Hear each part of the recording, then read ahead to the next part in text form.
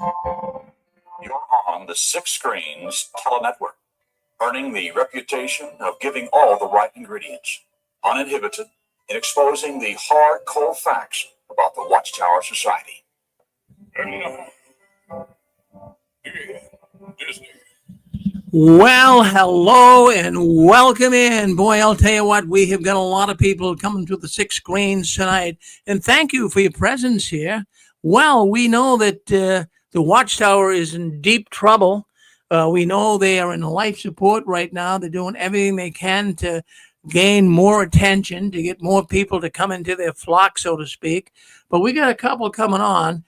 Dick and Constance Borgie, they're coming in from South Carolina, and they're going to be exposing the Watchtower tonight. So let's bring them on and see what's on the agenda. Let's bring Dick and Constance on right now. Hello, Dick and Constance. Hey, Rick. So why don't you tell your audience what you got in store for them? Yeah, we're going to be talking about a theme that runs through the Watchtower.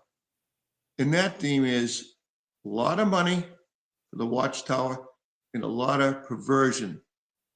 And we're going to carry that all the way through, not just the Watchtower, but some of these televangelists that are on TV today. Scandal after scandal after scandal. We're also going to highlight the fact that, as you alluded to on your program, the Watchtower is worth billions. They may say, there's a difference, as you alluded to, between liquid assets and, other kind of assets like owning property and so forth, that the Watchtower is filthy, filthy rich to the tune of billions of dollars. So that's what we're going to be talking about tonight. We're going to talk about how Russell had money and Rutherford really didn't. But Rutherford at the end, boy, he scored really, really big being the president of the Watchtower. So that's what we're going to be talking about tonight. Well, very good. When I bring you guys on, what I'm going to do, because last time we had an issue with the phone. So this time it didn't alert me that it went off last time. That's why people weren't calling in as much as I would like and you guys would like. But what I'm going to do is I'm going to bring you guys on. You can talk to the audience, and I'm going to get the phone line back set up because it goes off every 6 hours. So I don't want that to happen again tonight. So you won't hear it. But people listening in the phone line right now, it's going to drop off for a little bit, but we'll be right back. But it's not going to interfere with YouTube and Facebook. Okay, so I'm going to drop out. Take care of that. And we'll have the phone lines open. And also they'll be able to, if they want to speak up through the, internet, they can do that too. I'll put a link up there. Okay. Okay. Sounds good, Rick. All right. So let's do this. Let me remove myself. And let me get the Dick and Constance full screen. I can do that now. And I'm going to take care of the phone. So you guys, you're on your own. I'm here if you need me. Thank you, Rick. Thank you, Rick. And good evening, everybody. Welcome to the Dick and Connie Show. And I hope you like my hat. It says redeemed on it. So I thought it was very appropriate. I'll put some Holy Spirit go into that hat of mine and put it into my brain, and I can present this material to you tonight. We who have studied the Bible often heard of a scripture talking about Satan often appearing as an angel of light. We also hear of the wheat and the weeds. Well, there's a lot of religious programs, Watchtower included, that they're making a lot of money selling religion. And what they try to tell you is that if you sow a seed to them, that seed will grow and you'll become rich. It's called the Prosperity Bible, Prosperity Teachings. It's not true. There are people that have put money into a religious organization and they have been blessed, but that's few and far between. It's really a scam. They will tell you, if you donate your mortgage to me, or me being the evangelist, that the Holy Spirit will make it grow and you'll come into a lot more money. A lot of people have been scammed that way. And the only thing that happens when you give your mortgage to a televangelist is you end up getting evicted. Now, the Watchtower is a little different. They're going to hold out something, Paradise Earth. And what you have to do is every minute of your day, you have to be focused on that. Any extra assets you have to go to the Watchtower. And they would like you to believe that they're just getting by. But we know that's not true. Rick's program a little bit earlier, $10 billion in assets controlled by the Watchtower. They went from a publishing company to a real estate company. That's what they've done. And they have a scam going where they sell off 2 Kingdom Halls and then tell the brothers they have to build a new one, or they have to build a media center in upstate New York. They're always finding a way for the brothers to contribute to the worldwide witnessing work. Because if they do, and they're wholehearted about it, they're going to live forever on a paradise earth, except for the 144,000. They're going to heaven. And as we all know, those numbers have been going up every year instead of down. So that's another scam that they've been guilty of. It's come to the light and people are talking about it. What I'd like to do is talk about some of the scam artists that are out there. And I want to talk about a theme that goes through all these scam artists. Now, some of these that I've watched on TV, I do watch them on YouTube. And there are a lot of wonderful programs on YouTube right now. They expose the Jehovah's Witnesses.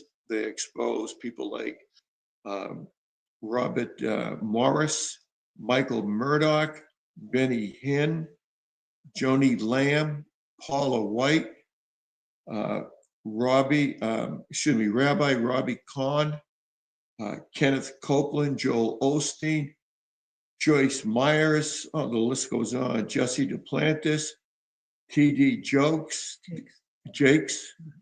and some guy named Creflo Dollar. Yep, and right on the top of this is the JW organization with the .org. Jimmy Baker and Timmy Baker, I don't want to leave them off the list, and Popoloff and Swaggart. There's just so many on TV, and it's always this way. If you support, and I mean monetarily, they don't say, would you please support us in your prayers? No. Please support us. Please support our ministry. And they're filthy rich, and I mean filthy rich. I mean, I saw a thing on TV with Copeland. He has in assets $120 million. He has 3 airplanes, jet airplanes, not little Piper Cubs, They're Learjets. And he's a pilot, so he flies them. He lives in a mansion. Joyce Myers, I saw her on TV. She lives in a mansion. Joel Osteen lives in a mansion. You know, Joni Lamb lives in a mansion. All these people live in mansions, and they come on the air and they sell the same story. Give to our ministry, or give to my ministry, and God is going to bless you tenfold, 100-fold. Well, God never promised you wealth on this world. Jesus didn't have wealth, and he was the Son of God. I mean, the scriptures say he didn't have a place to lay his head. He was out in the ministry, probably most of the time, sleeping under the stars. That's how Jesus was. That's how his ministry was. But these people will try to convince you that God wants them to have 3 jet airplanes or a jet to fly all around the world with. There's a preacher in Africa, the poorest country or poorest continent in the world. And this guy's got luxury jets and Rolls Royces and you name it. I mean, we already know it. I mentioned it quite a bit on 6 screens. Jeffrey Jackson's driving a $500,000 Bentley. And he also's got, I think it's a Demon or a Hellcat, either one of those two. The Demon, 800 horsepower car. I guess he has to go back to those Bible studies real quick. 800 horsepower. It's just kind of amazing. how all that works. Well, we want to do a little bit here on C.T. Russell, and then we're going to go to Rutherford. Now, when I say there's a theme running through the Watchtower, it starts right from the beginning with Russell, C.T. Russell. We talk about this all the time on Six Screens. If you go on YouTube and you plug in C.T. Russell, it's always going to come up. C.T. Russell had a house cleaner, a maid, call it what you will. She was 14 years old. Her name was Ball. Last name was Ball. And he used to call her his little wife. Mhm.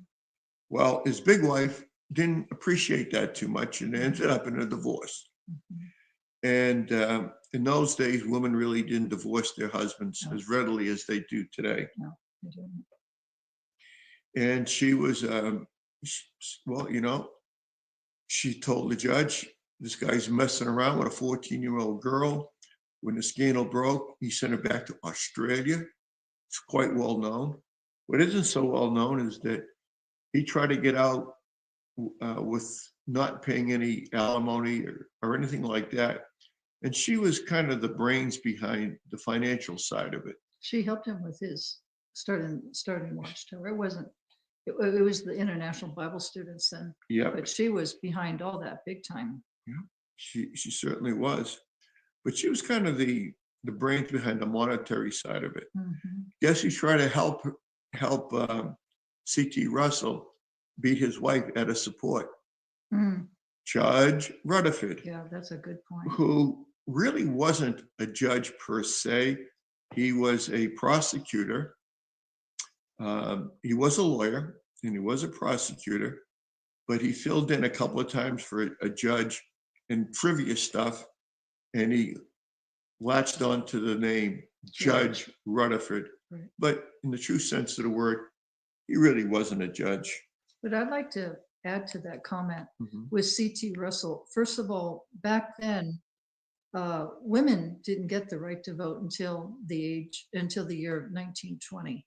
So C.T. Russell and his wife, of course, were born in the 1800s.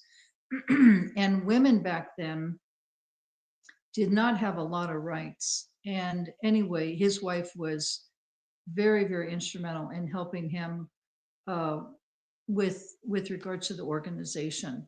And what's so unfortunate is because of this little gal that came in and she said that her husband was like a jellyfish. To me, I interpret that like he had his hands all over, like, you know, jellyfish or an octopus. That's my understanding of it. Anyway, it got to such a point that it definitely broke up their marriage. And like I said, women back then did not file for divorce. They didn't. They were very, very strict religiously, but it had to be like your very, very last option in life. And that's basically where she was. Well, when it came time for the divorce proceedings, C.T. Russell was such a snake. He didn't even really want to pay her any kind of alimony. So much for being a Christian. Yeah. And then Rutherford was his attorney. And Rutherford was trying to do everything legally to help C.T. Russell so that he didn't have to pay his wife very much as far as alimony was concerned. That says a lot about the organization, Rich. It does. You know, C.T. Russell was the beginning of it. Some people will talk about another man named Miller, but actually, C.T. Russell was the catalyst. Mm. And that theme has run all the way through till this day. Now, we know that C.T. Russell, when you're fooling around with a 14-year-old woman and you're in your 30s or 40s, that's pedophilia, folks. Yeah, she's a teenager. Is that, well, she was 14, yeah. Yeah, that's a teenager. Yeah, she probably messing with her when she was 12. Well, who knows? I We don't wouldn't know the say. exact dates, No, but that we don't know. we don't know that for sure. So here comes C.T. Russell. I'm sorry. Here comes Rutherford down the road. Mhm, Russell dies and Rutherford takes over. mhm. What kind of a man was Rutherford? Well, And besides, people really didn't want him to take over. Well- That in itself is another story, right? they didn't. He was on the B side of the B list for taking over, They were not crazy about him. but he was tricky. Mhm. He knew the law. Yep. He was a lawyer. Yep. He was tricky. C.T. Russell left instructions in his will that the writing committee, or called today the service committee, Mhm. that those 5 members were to run the organization. But Rutherford, being kind of tricky, being a lawyer, found a way to get rid of them, get them off the committee, The board. and brought in members that he appreciated or liked, and they voted him as president of the Watchtower. Because they approved of him. They were not going to rock the boat. Well, yeah, he had the 4 that approved of him Mhm. and brought, I think, in 4 more or 3 more people that Rutherford handpicked to Mhm. vote for him. Mhm. That's how he got to be the president. Mhm. He wasn't well liked in No. Bethel, No.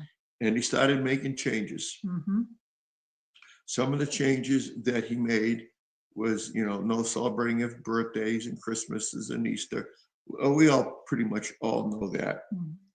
But I want to talk about how this man lived. Mm. He had a sick wife. His name was Mary.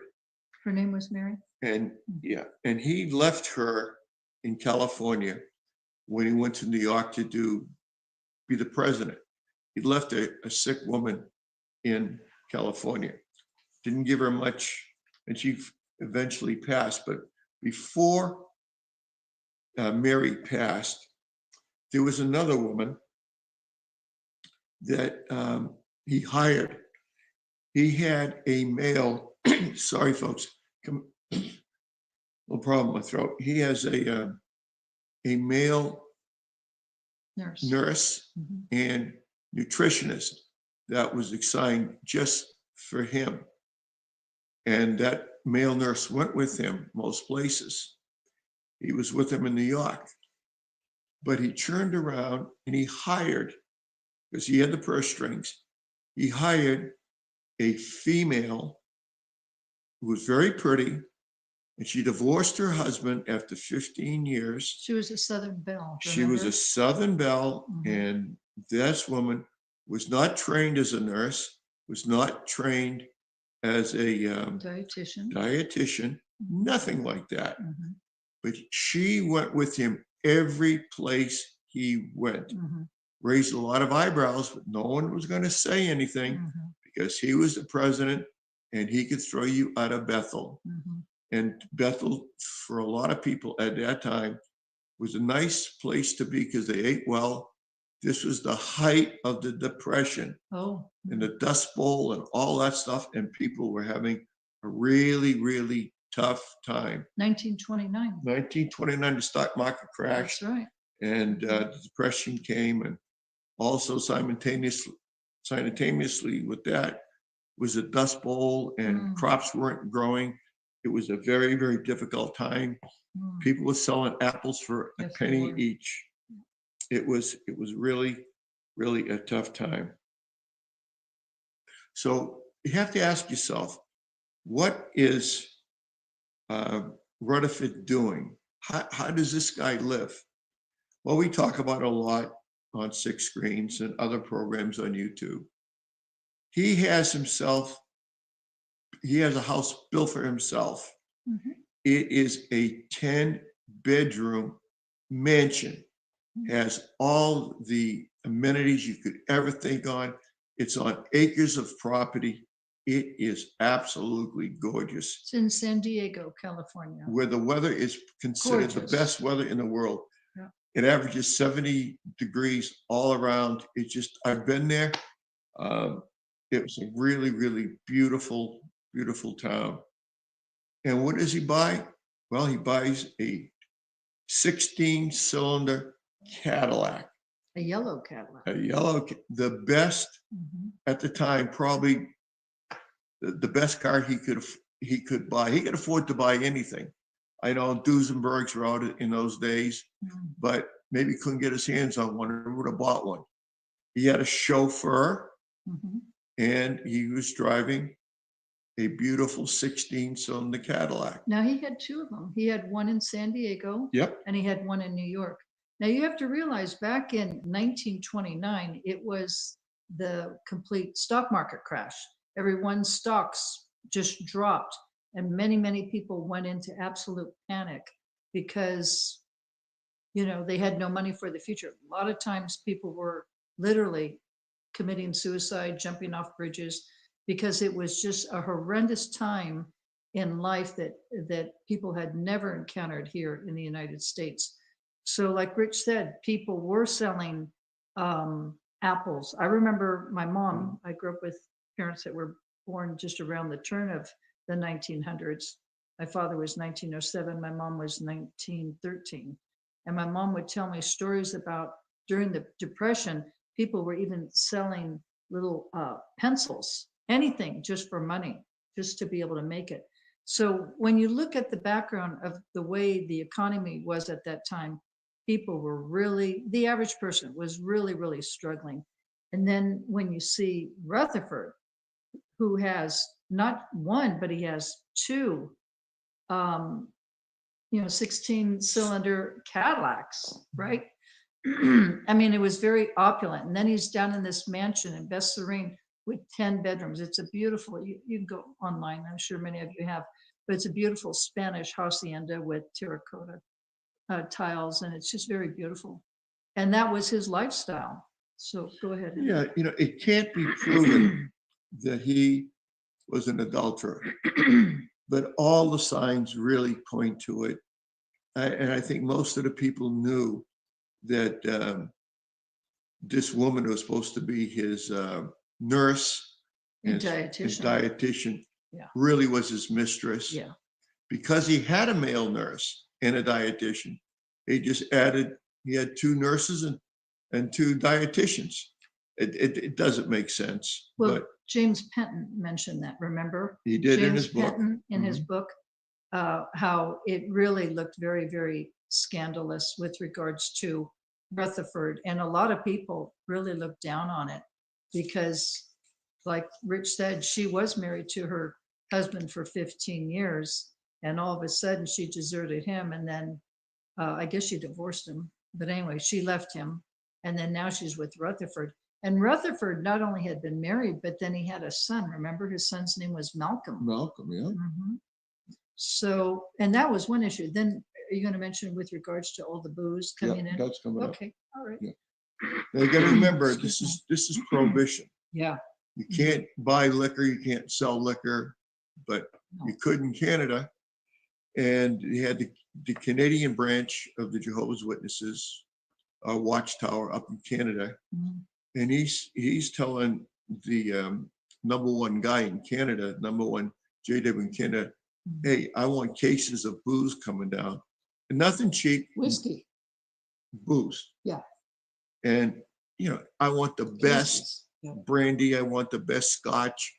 And I wanted it to be bootleg because you just couldn't drive it through the borders. You had to find a cigarette way or something, drive at night or whatever, and get the booze down to him. Right. Now, all this booze is being paid for by contributions to the Watchtower. Right. He didn't pay for it. He didn't pay He for didn't it. pay for any of it. No. And even today, our friend there, what's his name, with the Jeffrey Jackson, is out there in the liquor store buying the very best, $700 bottles of scotch. No, that's not Jeffrey Jackson. That's Tony Morris. Tony Morris, I'm sorry. Sorry, Jeffrey Jackson. Yeah, it's Tight Pants You Tony. probably do it too, but anyway, you've got these brothers just buying.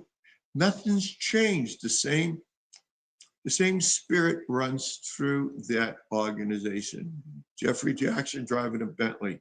How do you justify that when you have Bethelites, they make something like $100 a month or something, Isn't anything. just enough to buy razor blades with. Poverty. Yeah, it's just, well, they take a vow of poverty. But the big shots, like Jeffrey Jackson, all the rest of them, Stephen Letts, they're driving very expensive cars. They have their own Air Force. which they go around. If they stay in a hotel, it's always 4-star. They get the green handshakes all the time from any congregation that they visit, or from if they're if the circuit convention comes in, they get the green handshakes. And we know this, and Six Greens has been exposing that for years and years. So what we know for sure is Rutherford was an alcoholic. We can't definitively say that he was an adulterer, but all the signs point that way, because he travels with this woman every place that he goes, and that woman is not his wife. He's got a child in California, but he's doing his business in New York. But the financial headquarters for the Watchtower is in Pennsylvania, but they got headquarters in New York. There was a period of time when he was in Beth Serene, and because the weather is so beautiful in California, in San Diego is beautiful. I'm originally from California. You can't beat California weather. But anyway, especially in the wintertime, he'd be down there in San Diego, and he'd be taking care of Watchtower business inside of Beth Serene, because he loved it. He just loved the weather down there. Rutherford was quite well known for being a misogynist.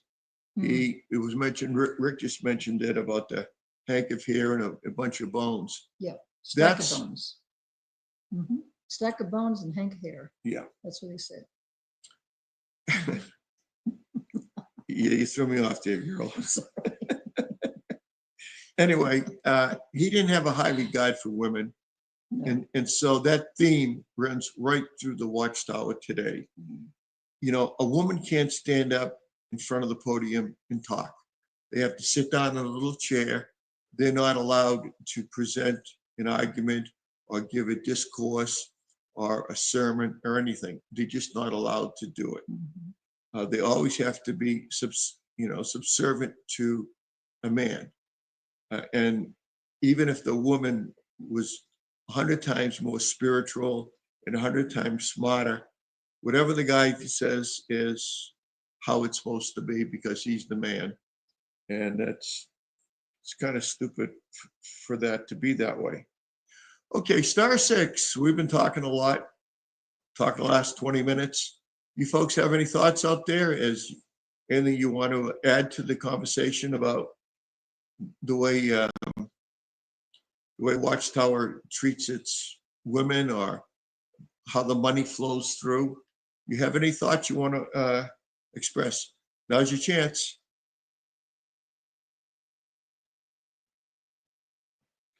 Star 6. All right, well, we'll continue.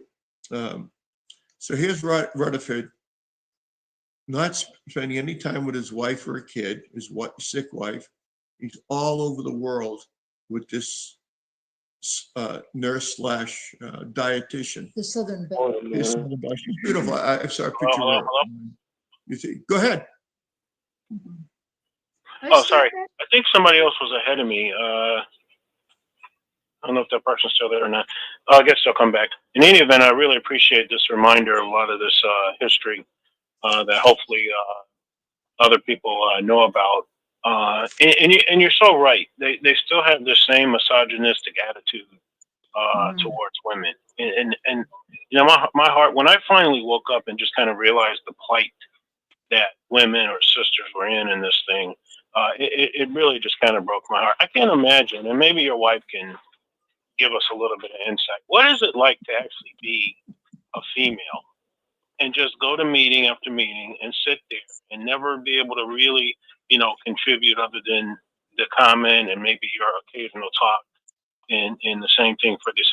What is it like as a female? I mean, at least with us males, for those that were quote unquote reaching out, we had something to do maybe not every single meeting, but on a fairly regular basis. But what is it like for a sister just to essentially sit there, meeting after meeting, and do nothing? What is that like? Well, I can tell you, Stefan, it's very demeaning. Um, especially if you're an intelligent woman and you have, a good brain on top of your head. To me, I was young, I was a teenager at the time, but I didn't even like it as I got older. And the organization is still the same today. There are a lot of very intelligent sisters in that organization. I'm not trying to put people down, but some of them are even more intelligent than some of the elders and circuit overseers and district overseers and governing body members. I would say all of them. I would say, I have to correct you on that. I would say all of them are more intelligent than those brothers. Yeah. And it's very demeaning because it takes you back in a time when women had absolutely no rights, like no right to vote, no right to do anything. And Watchtower has that mentality towards women, and it's very condescending. It's very degrading. It's still the same today, like I've said, and it's something I couldn't tolerate for very long. That's for darn sure.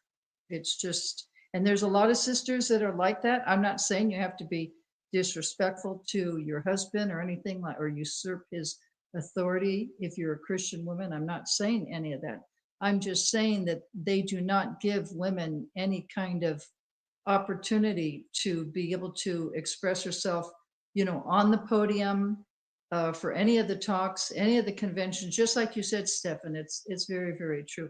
Women are known that they are in their place in that organization. And I believe, if I'm not mistaken, the Mormons are the same way. I'm not absolutely 100% positive, but I know they're very, very similar to the JWs.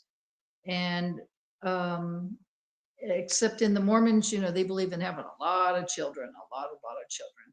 And Watchtower is different than that. But yeah, it's very condescending, very degrading. It just really is. I mean, basically, you're supposed to just be a homemaker, and you're supposed to stay home, and you're supposed to go out in service and maybe be a pioneer.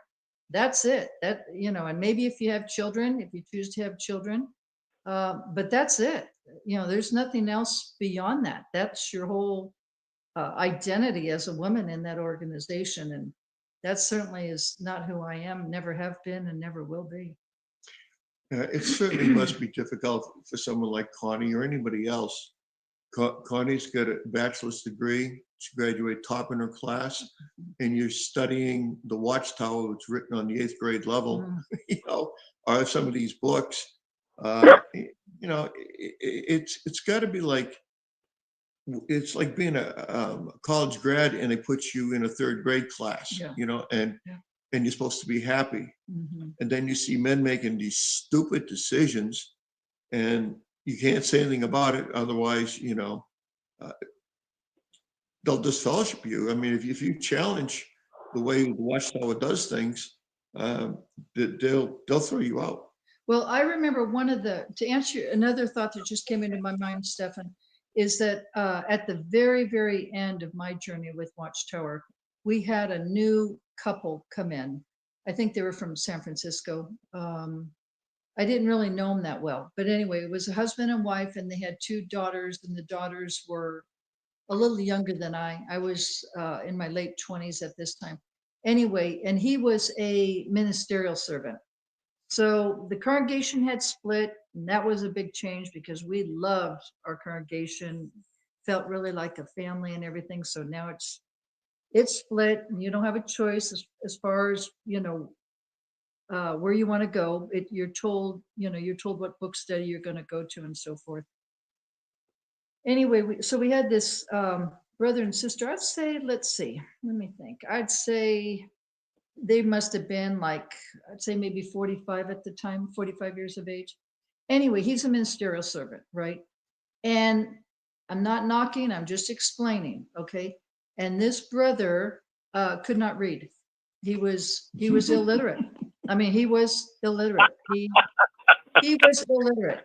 And he was trying to do the book study. It was the book of Ezekiel, if I'm not mistaken. Maybe it was the book after that. But anyway, and you just had to be extremely patient as he's trying to struggle through, reading the lesson. It was like, oh my gosh, he was the conductor. And I thought to myself, oh my word, whatever happened in his life, he never learned to read as a child, which I think was very Wow, sad. that's Homeschooled? I amazing. don't know. I don't know. I really don't know. But anyway, he's like about 45 years old, and I kid you not, he's like probably at fifth grade level of reading, fifth grade. And it was like, Right. oh my gosh, just because he's a ministerial servant and he's taken the lead, it's like pulling teeth, just trying to really concentrate on what the material was that was being read. Instead, I'm focusing on, how he's struggling trying to read every single word. And that's typical Watchtower. Is a male, he's a brother, has a lead over any sister. We had a beautiful African American sister that was a registered nurse. She was beautiful. Oh my gosh, she should have been a drop dead gorgeous model. She was so beautiful. She was not only beautiful, but she was intelligent. And she was in the same book study I was with this brother. I can only imagine what she was thinking, like, oh my word, And this was week after week after week. And I was just at the point like, this is unbelievable. This is not okay. This is not okay. So I'm dying to ask this one last question, and if this isn't a good time, we can talk about it another time. But if the sisters knew what was really going on in this organization, the pedophilia, the financial chicanery, for lack of a better word, and all the history that your husband just finished reminding us of, would they be would they be falling at a faster rate, or would they be more inclined to just sort of hang in there? I know how I feel as a male, but from a female perspective, honey, it depends on their heart. It depends on if they really truly love. Well, there's a few factors. If they really love truth, genuine truth, and righteousness, that's the key right there of their heart condition.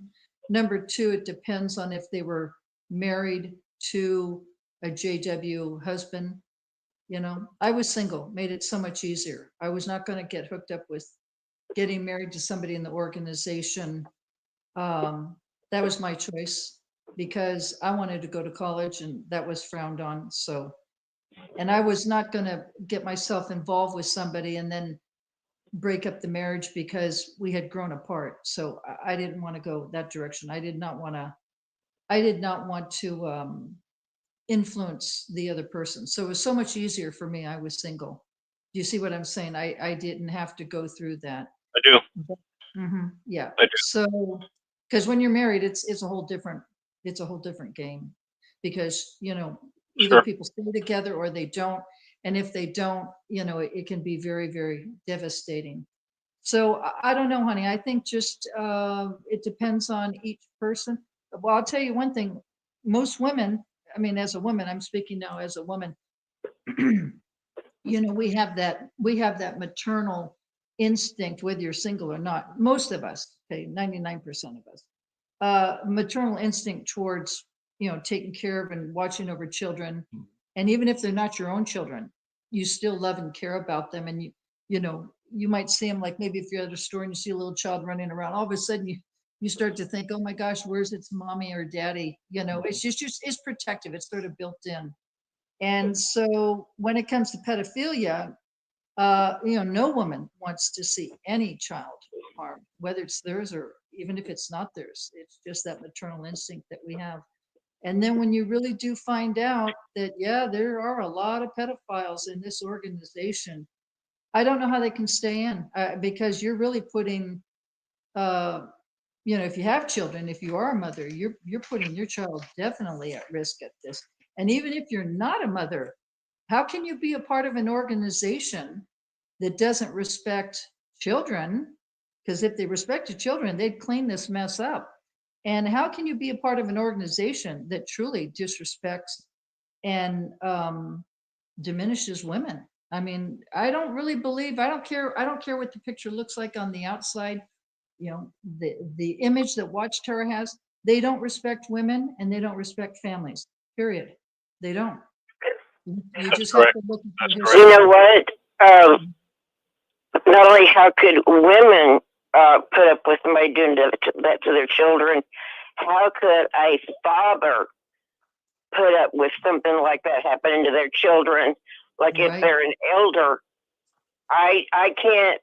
I was when my dad died, and I found his Shepherding the Flock book.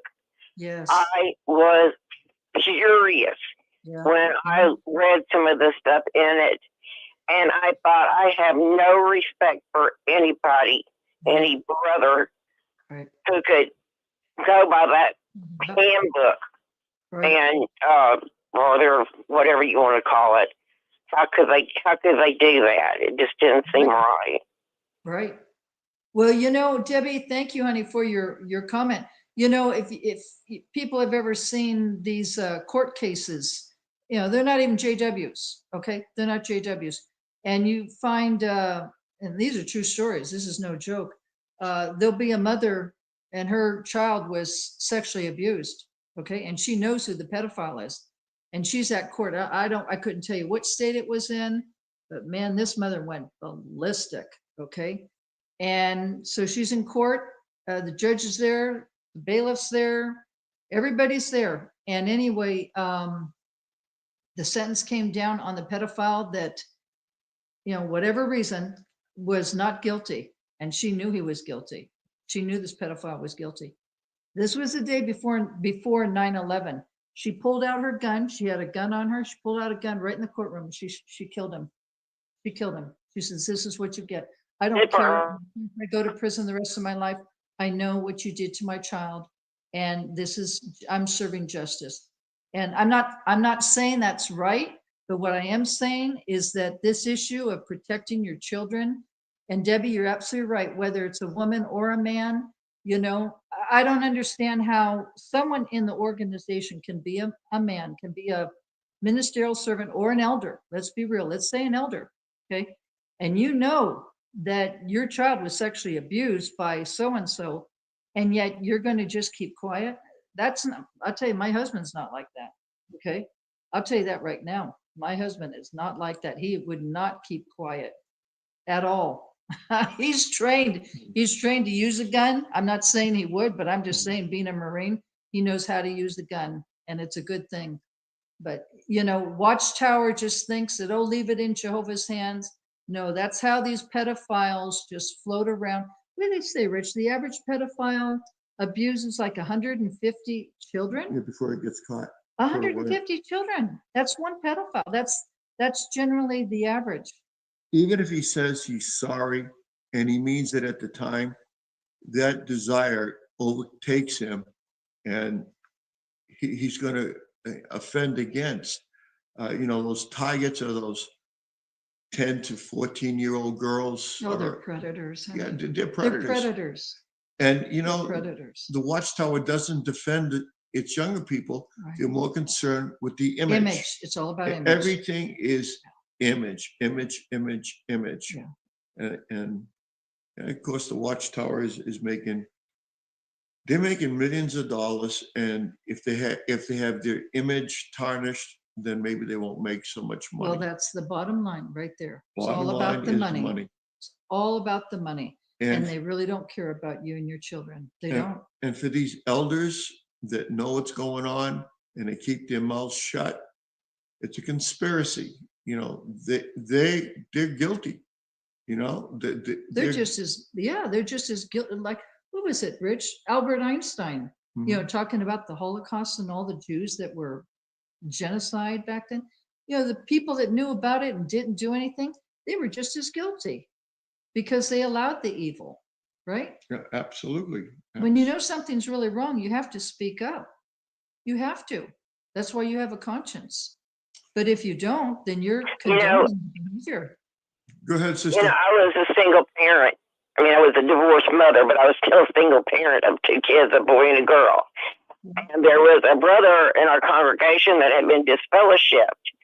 I had no idea why or anything, but when he got reinstated. Right. he showed an interest in my little boy. Wow. Because my kid's father, he never had anything to do with him. I was glad that this brother was showing an interest in taking my son. He said he was going to teach him to play golf and football and basketball and baseball and all that mess. And I let him take my son almost every weekend. Yeah. And didn't think anything of it. And then he got reinstated, and I was kind of interested in him. And then I found out that he was engaged to another sister. And my mother said, "You seem kind of sad about that." I said, "Well, yeah, I liked him a lot, and he showed a lot of interest in BJ." And my mom said, "Well, you should kind of be glad since he's a convicted pedophile." And I'm like, "What?" And I said, "What do you mean?" She says, "Oh, I thought you knew." I said, "You thought I knew and that I would let him take my 10-year-old son every damn weekend?" Oh, I was so mad. I was so mad I could have spit nails. And then my dad was an elder. And I'm like, "How dare you? How dare you my child in that kind of danger when you knew damn well he was a piece of crap?" I was so mad. I was furious with my parents. It was beyond understanding how on earth they could have done that. I just and loved their grandson. How the heck could they do that? Anyway, I didn't mean to get so loud. Debbie, excellent comment, honey. I was going to say you felt very, very betrayed, and then your father, being an elder, he should have told you, but he didn't, because it has to remain confidential because of the image of Watchtower. So his status and the image of the organization was more important than your welfare and his grandchild. That's the bottom line. That's what you're saying here. Talk about betrayal. Honey, I was going to say that's what happened to Candace Conti. The parents were divorced. Okay. And anyway, Jonathan Kendrick is the one that had taken Candace out in field service.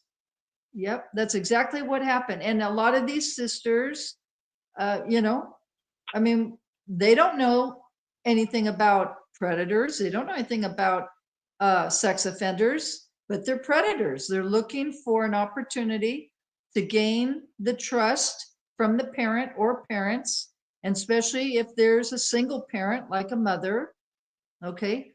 And they're looking for that opportunity so that they can take advantage of your child sexually. And there's plenty of them in Watchtower. There's so many, in fact, that the flock book, the book the elders are supposed to examine, right?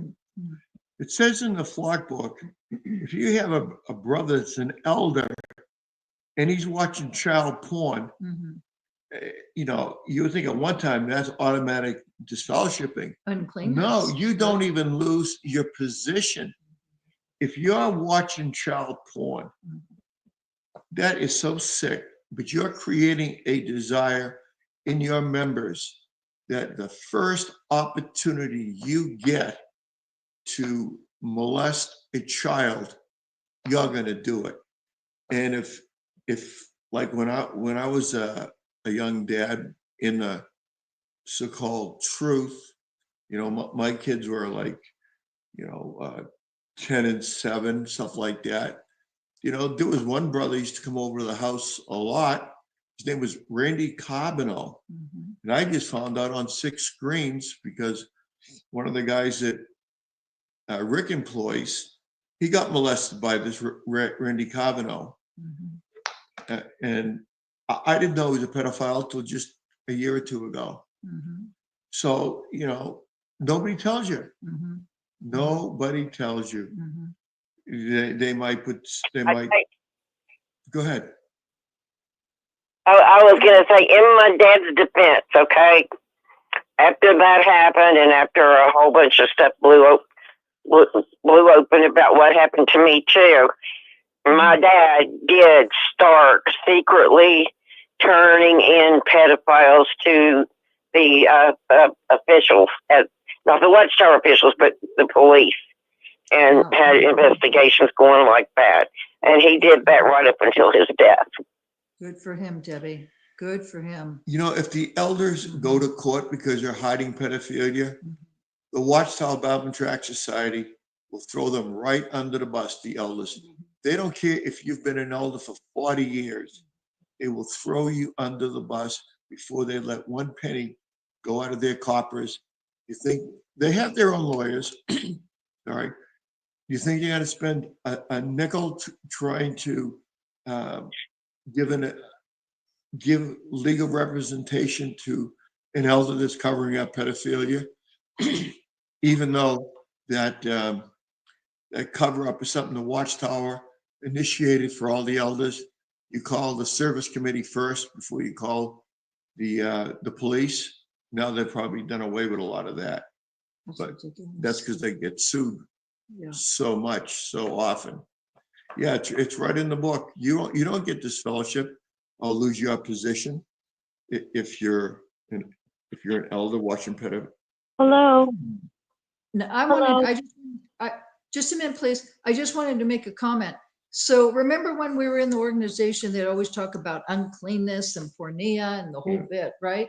Okay. So my comment that I'd like to share on this is, the elders book, Shepherding the Flock book, it's always revised between every 6 and 8 months, constantly revised.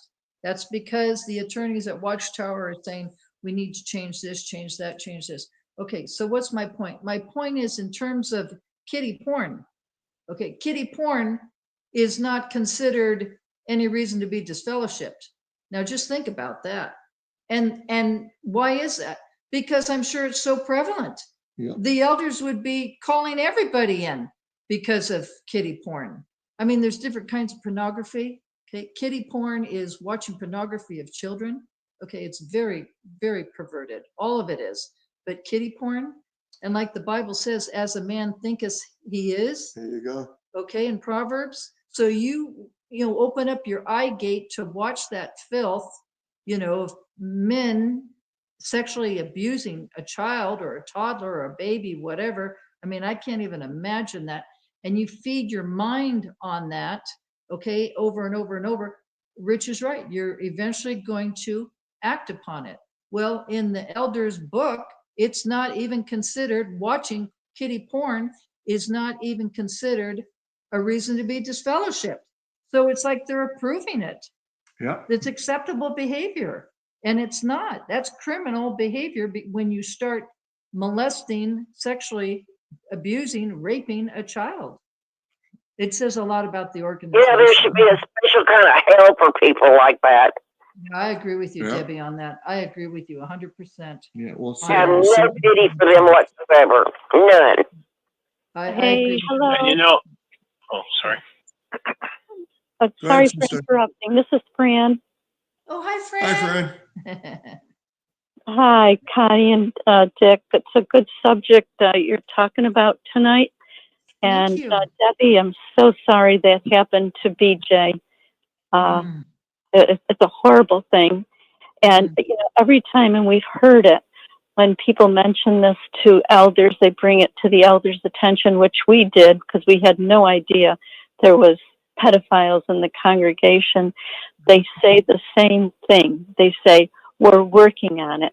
They've been working on it since the time that Russell and Rutherford have been in, and they still say the same thing. They're not making any gains of bringing it to the police. At least if they reported it, that would be, something good for them to do. But it's just disgusting what they get away with. Well, you're so right, Fran. Debbie. Fran, I'm sorry. They're working on it all right. They're working on They're working on covering it up is what they're working on. Yeah. Anytime They're you working. start- And I just wanted to say, this is Stephanie again. I just wanted to say something very quickly. When I first started being aware of this problem on a completely separate level, I started watching the Nuremberg trials. If you've never watched that, you should really watch that. When they would ask these SS officers and other officers and whatever, how they could commit the atrocities that they were committing. They all kept coming back basically saying, we were just following orders. We were That's just exactly doing what our superiors told us to do. And that didn't save any of them. Many of them were in prison. Many of them were executed.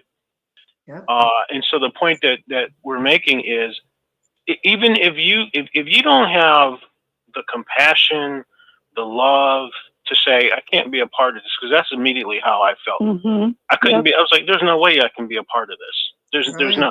But even if you don't have that love and you don't have that compassion, maybe you're that type of person, you just don't like kids, you don't care. You should at least be thinking about the fact that if this really comes to it, and your husband brought up the fact that Watchtower will throw you under the bus, and they most certainly will.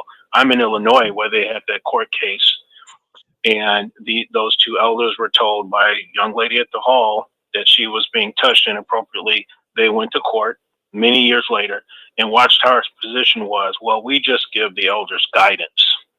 It was still up to them to make that decision. So they will totally throw you under the bus. So even if you don't like kids, you feel no responsibility to do something about a kid, you should at least be thinking about the fact that if this goes to court and you're asked that question, why did you not report this to the police? And your only answer is, I was following orders.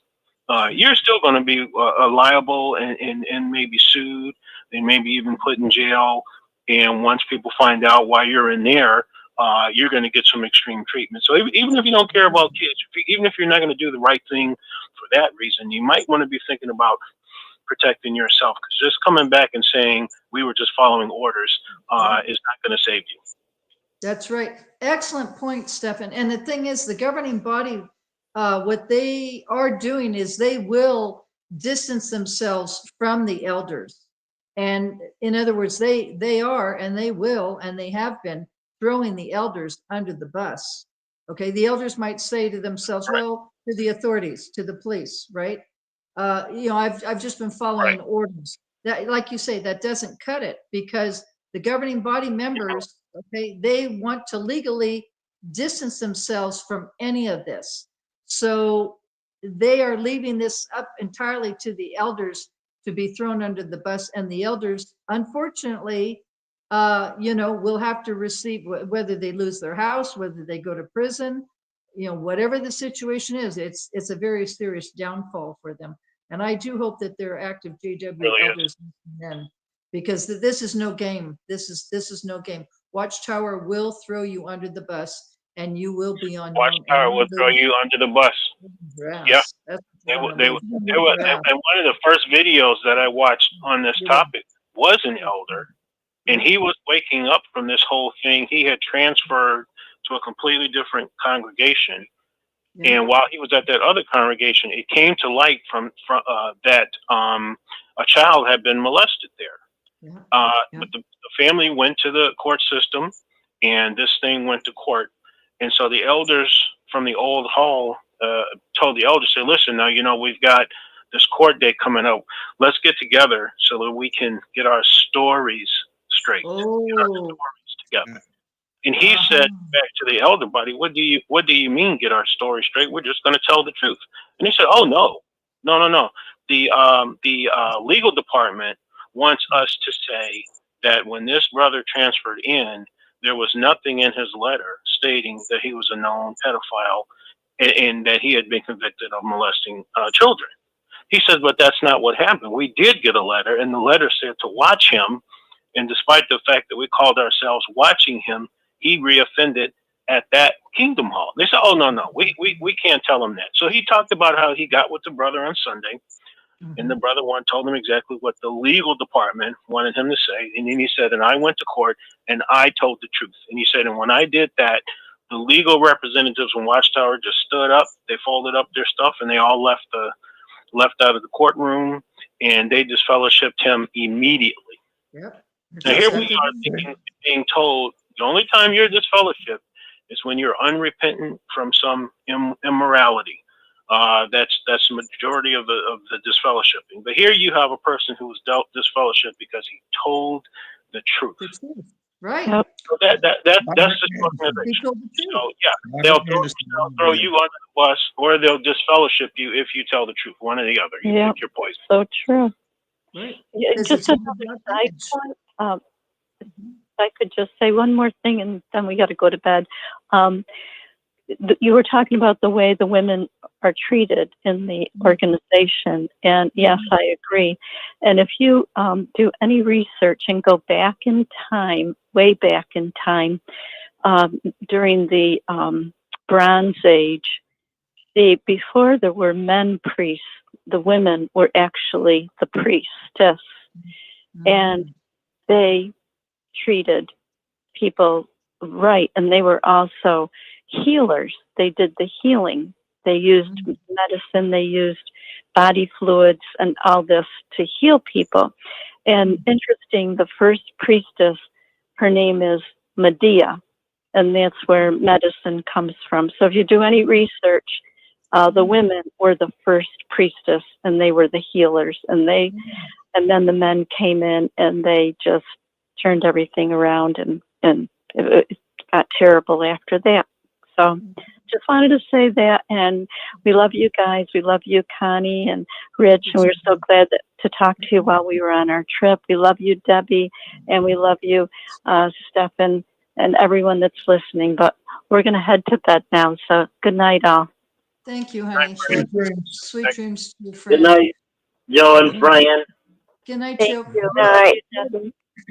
The thing is in the nation of Israel, Deborah, if you read in the Bible, Deborah was, she was a judge in the nation of Israel, and Yahweh used her to be able to assist, with the Israelites. She had a very, very high position.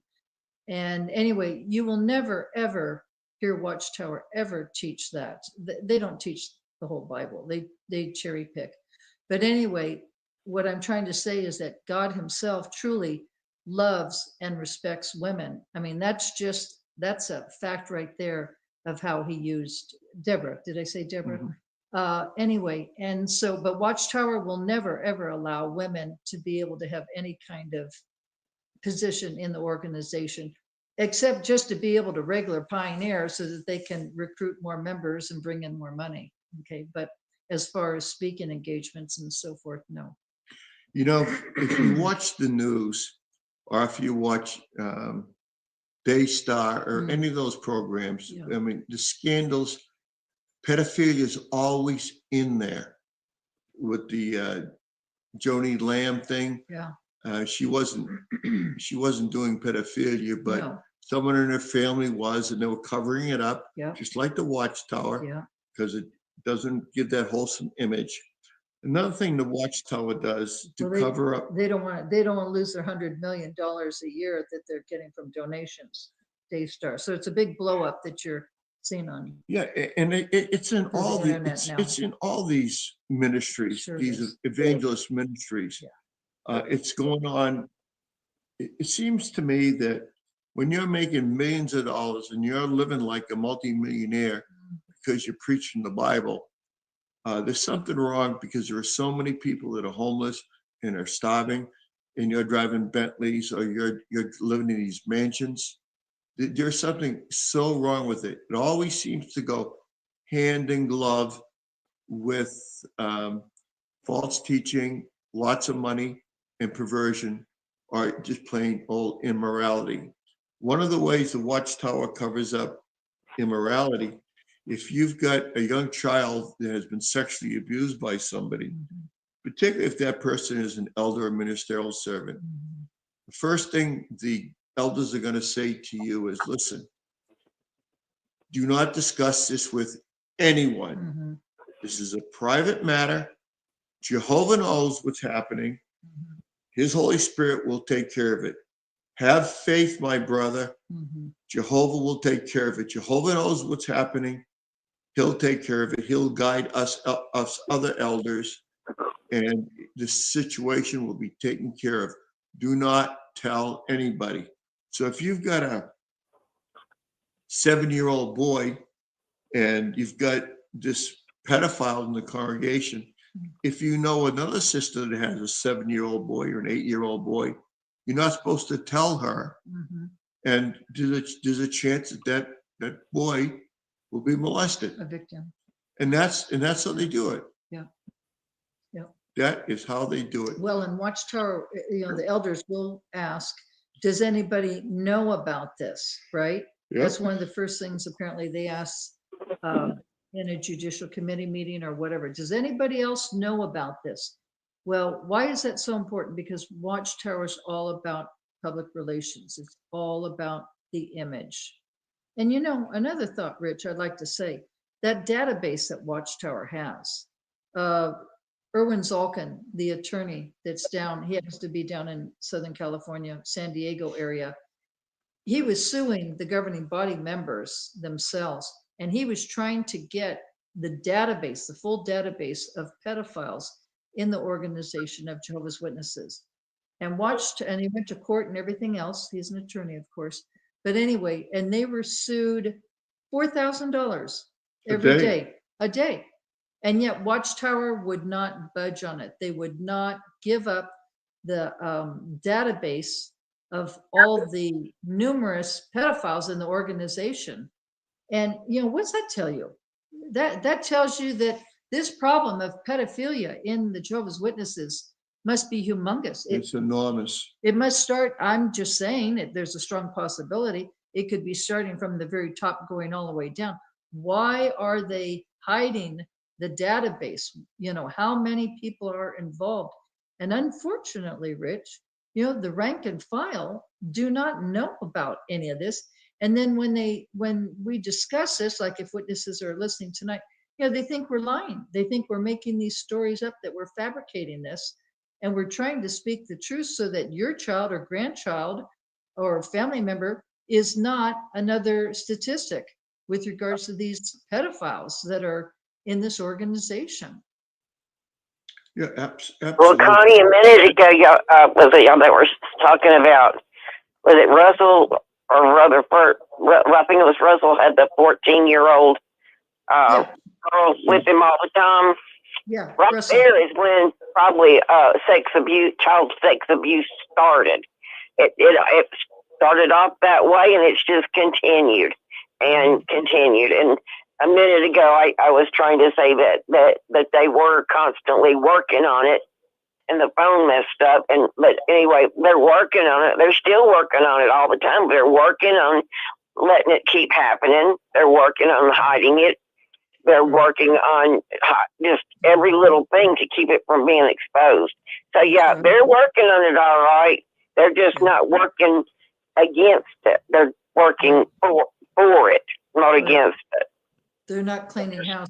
Miss Connie, I have to correct you on something. You said it may have started from the top.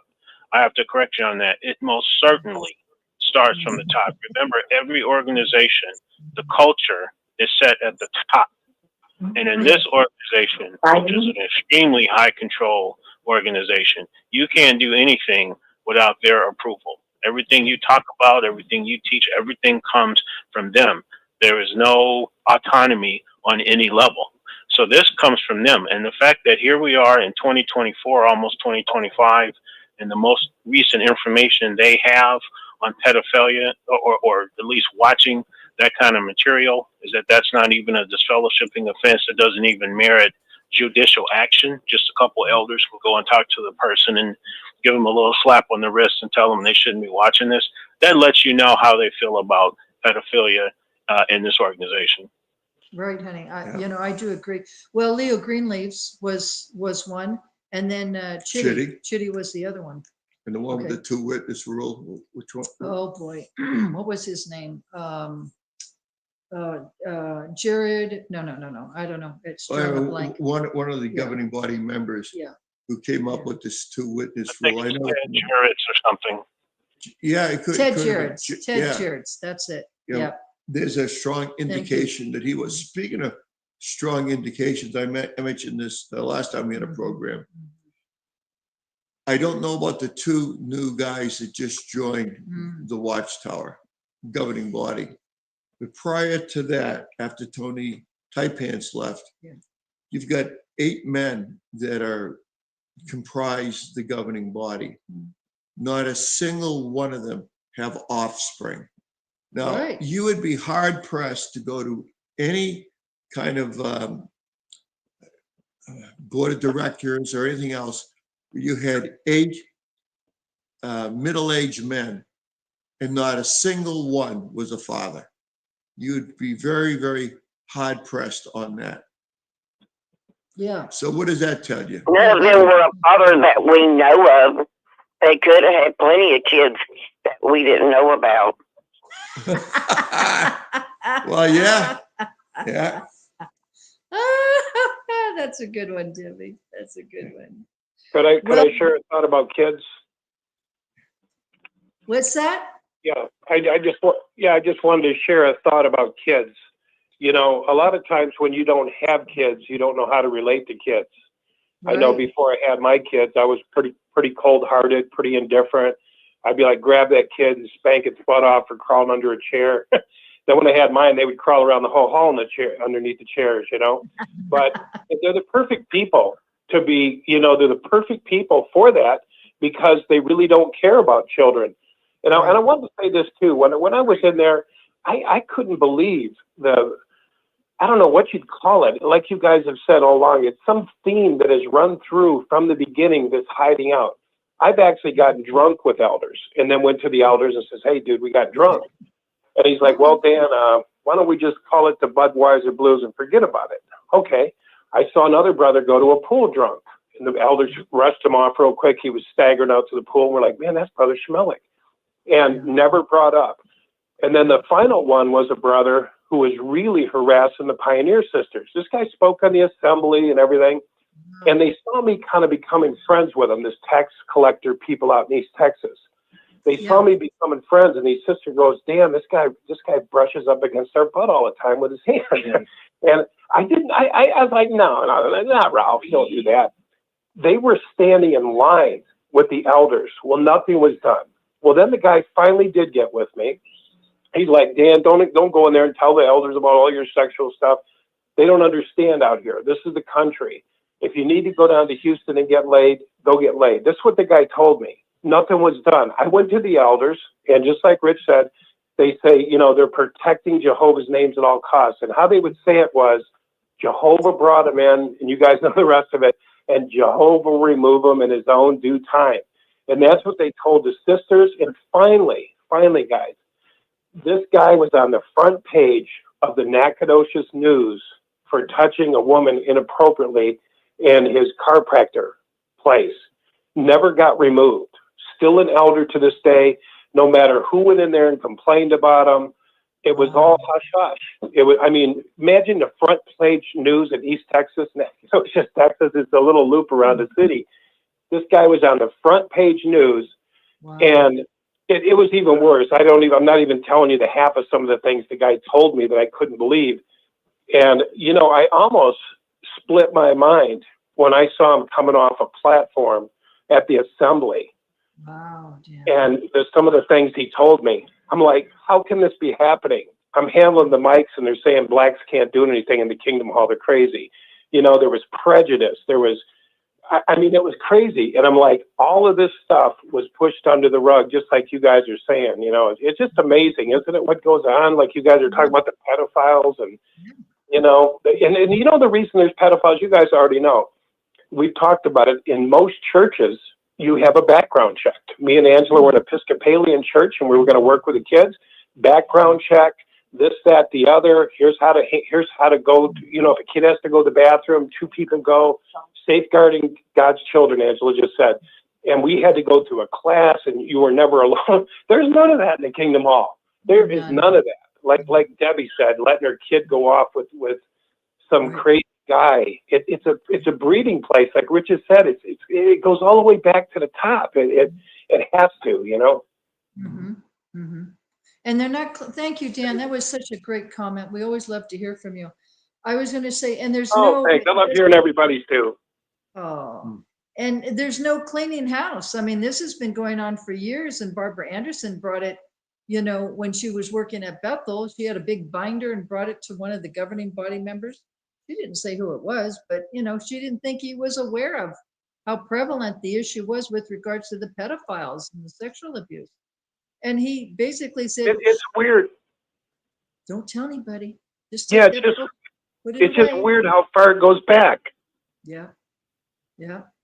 And I don't know how Go ahead. anyone can be a part of an organization that covers it up, because then you're really held accountable. It exists, but then you don't report it to the police, really?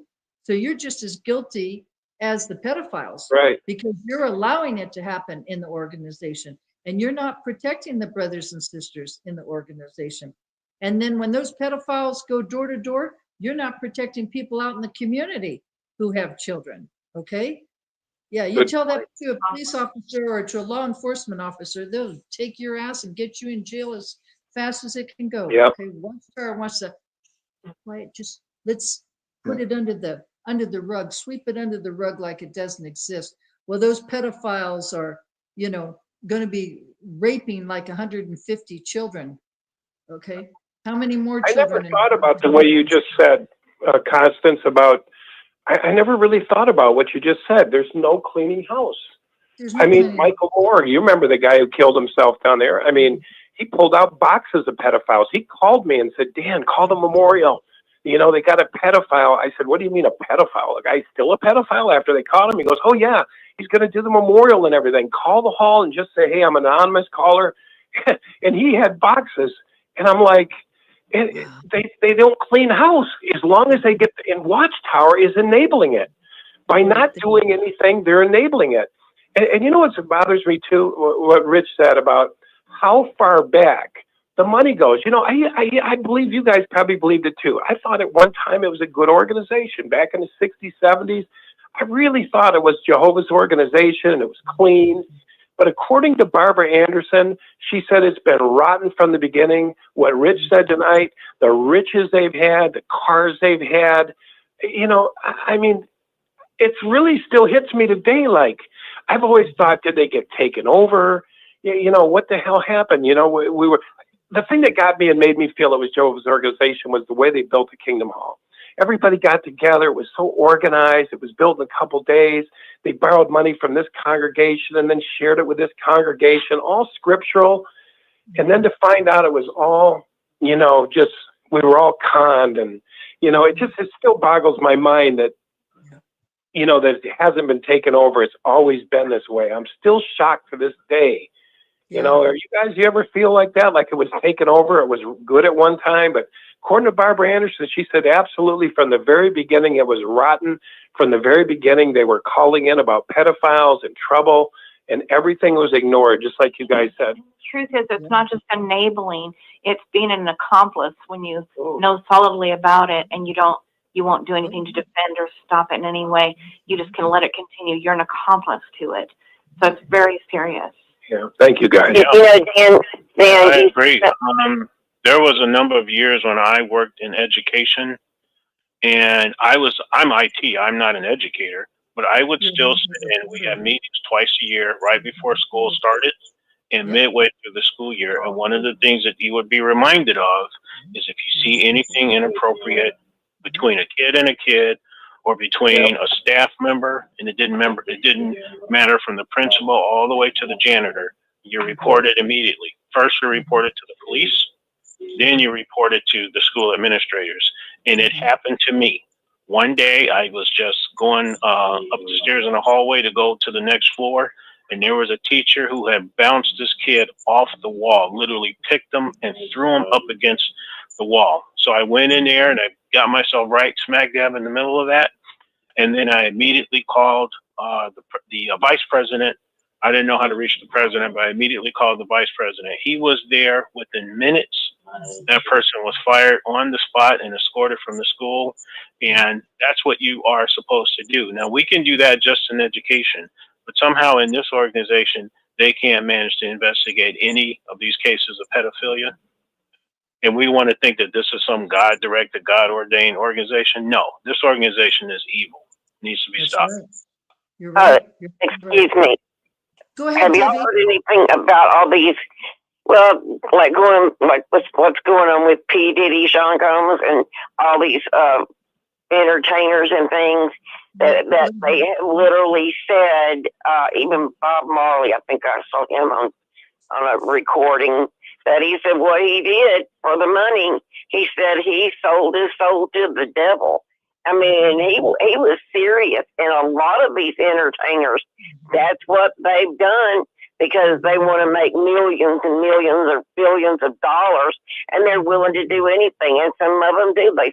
And I think it's catching up with Hollywood.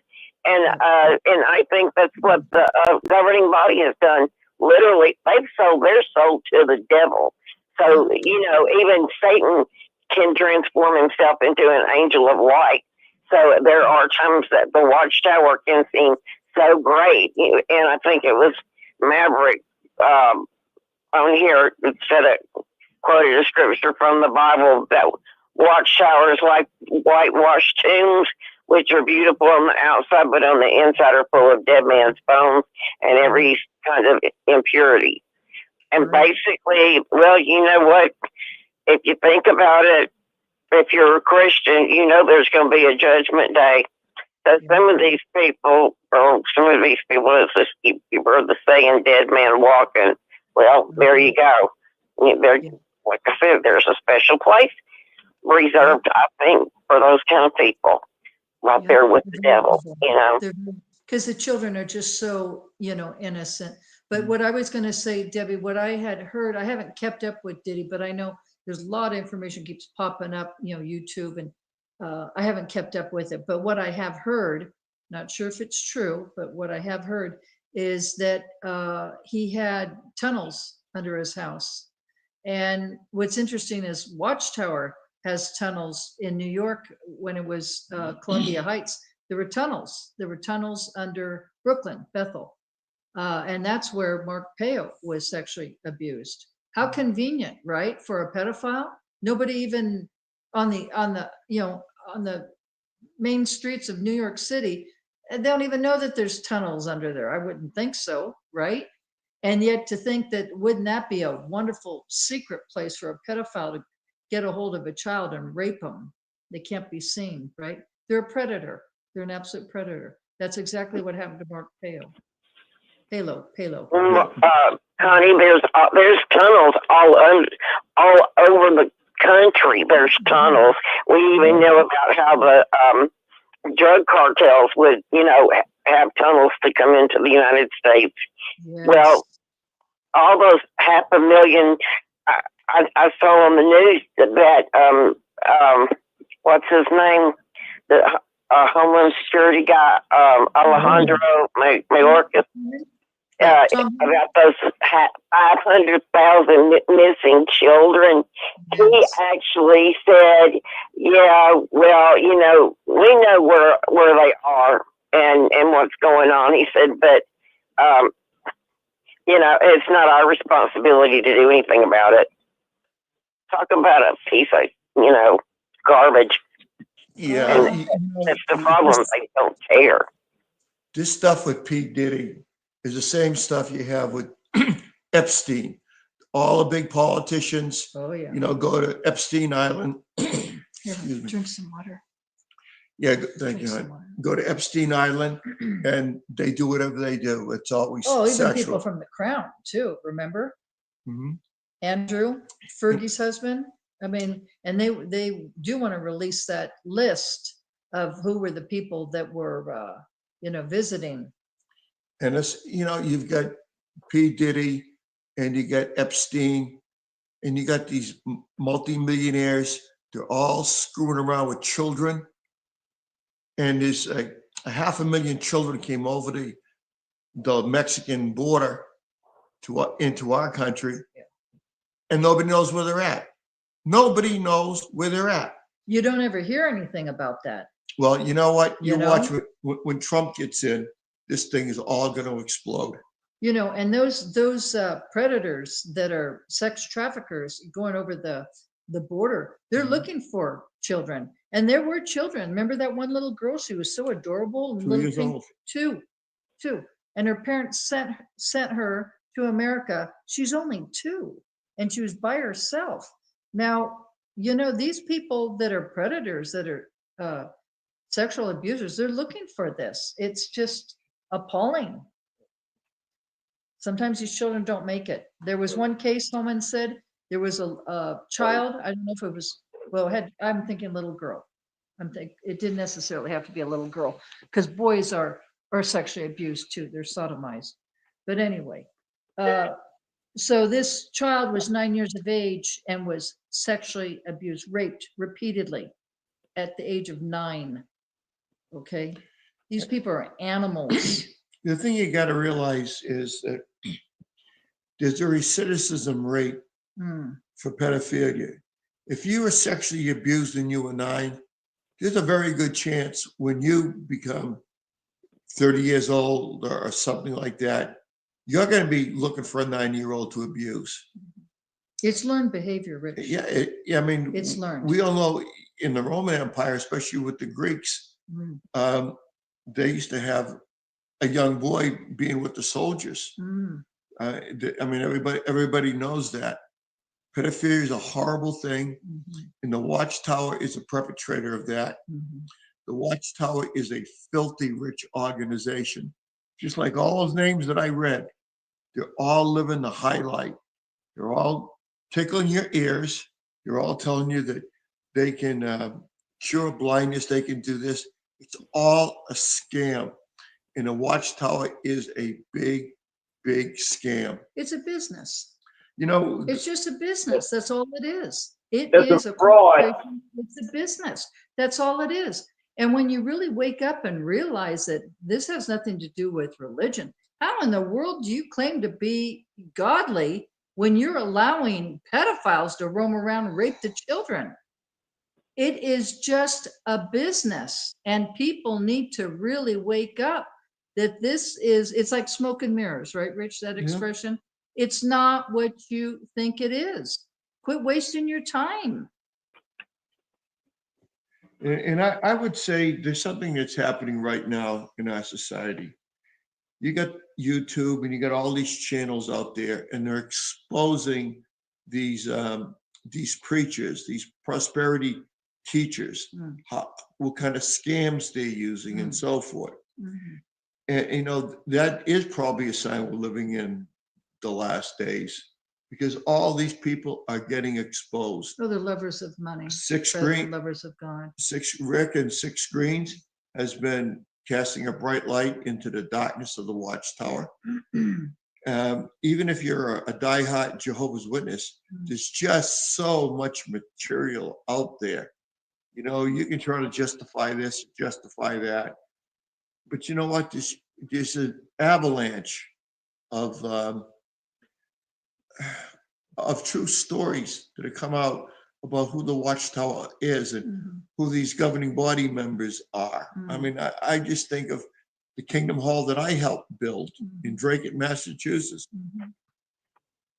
That Kingdom Hall was bought with money that came from the members of Drake Congregation Jehovah's Witnesses. There was a bit of a loan, because I remember that. And guess what? The Watchtower charged interest on that loan.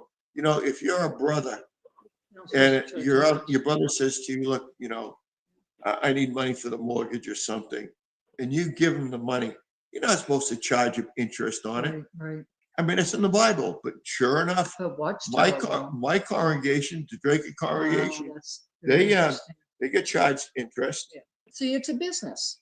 And I've said it before, it's a business.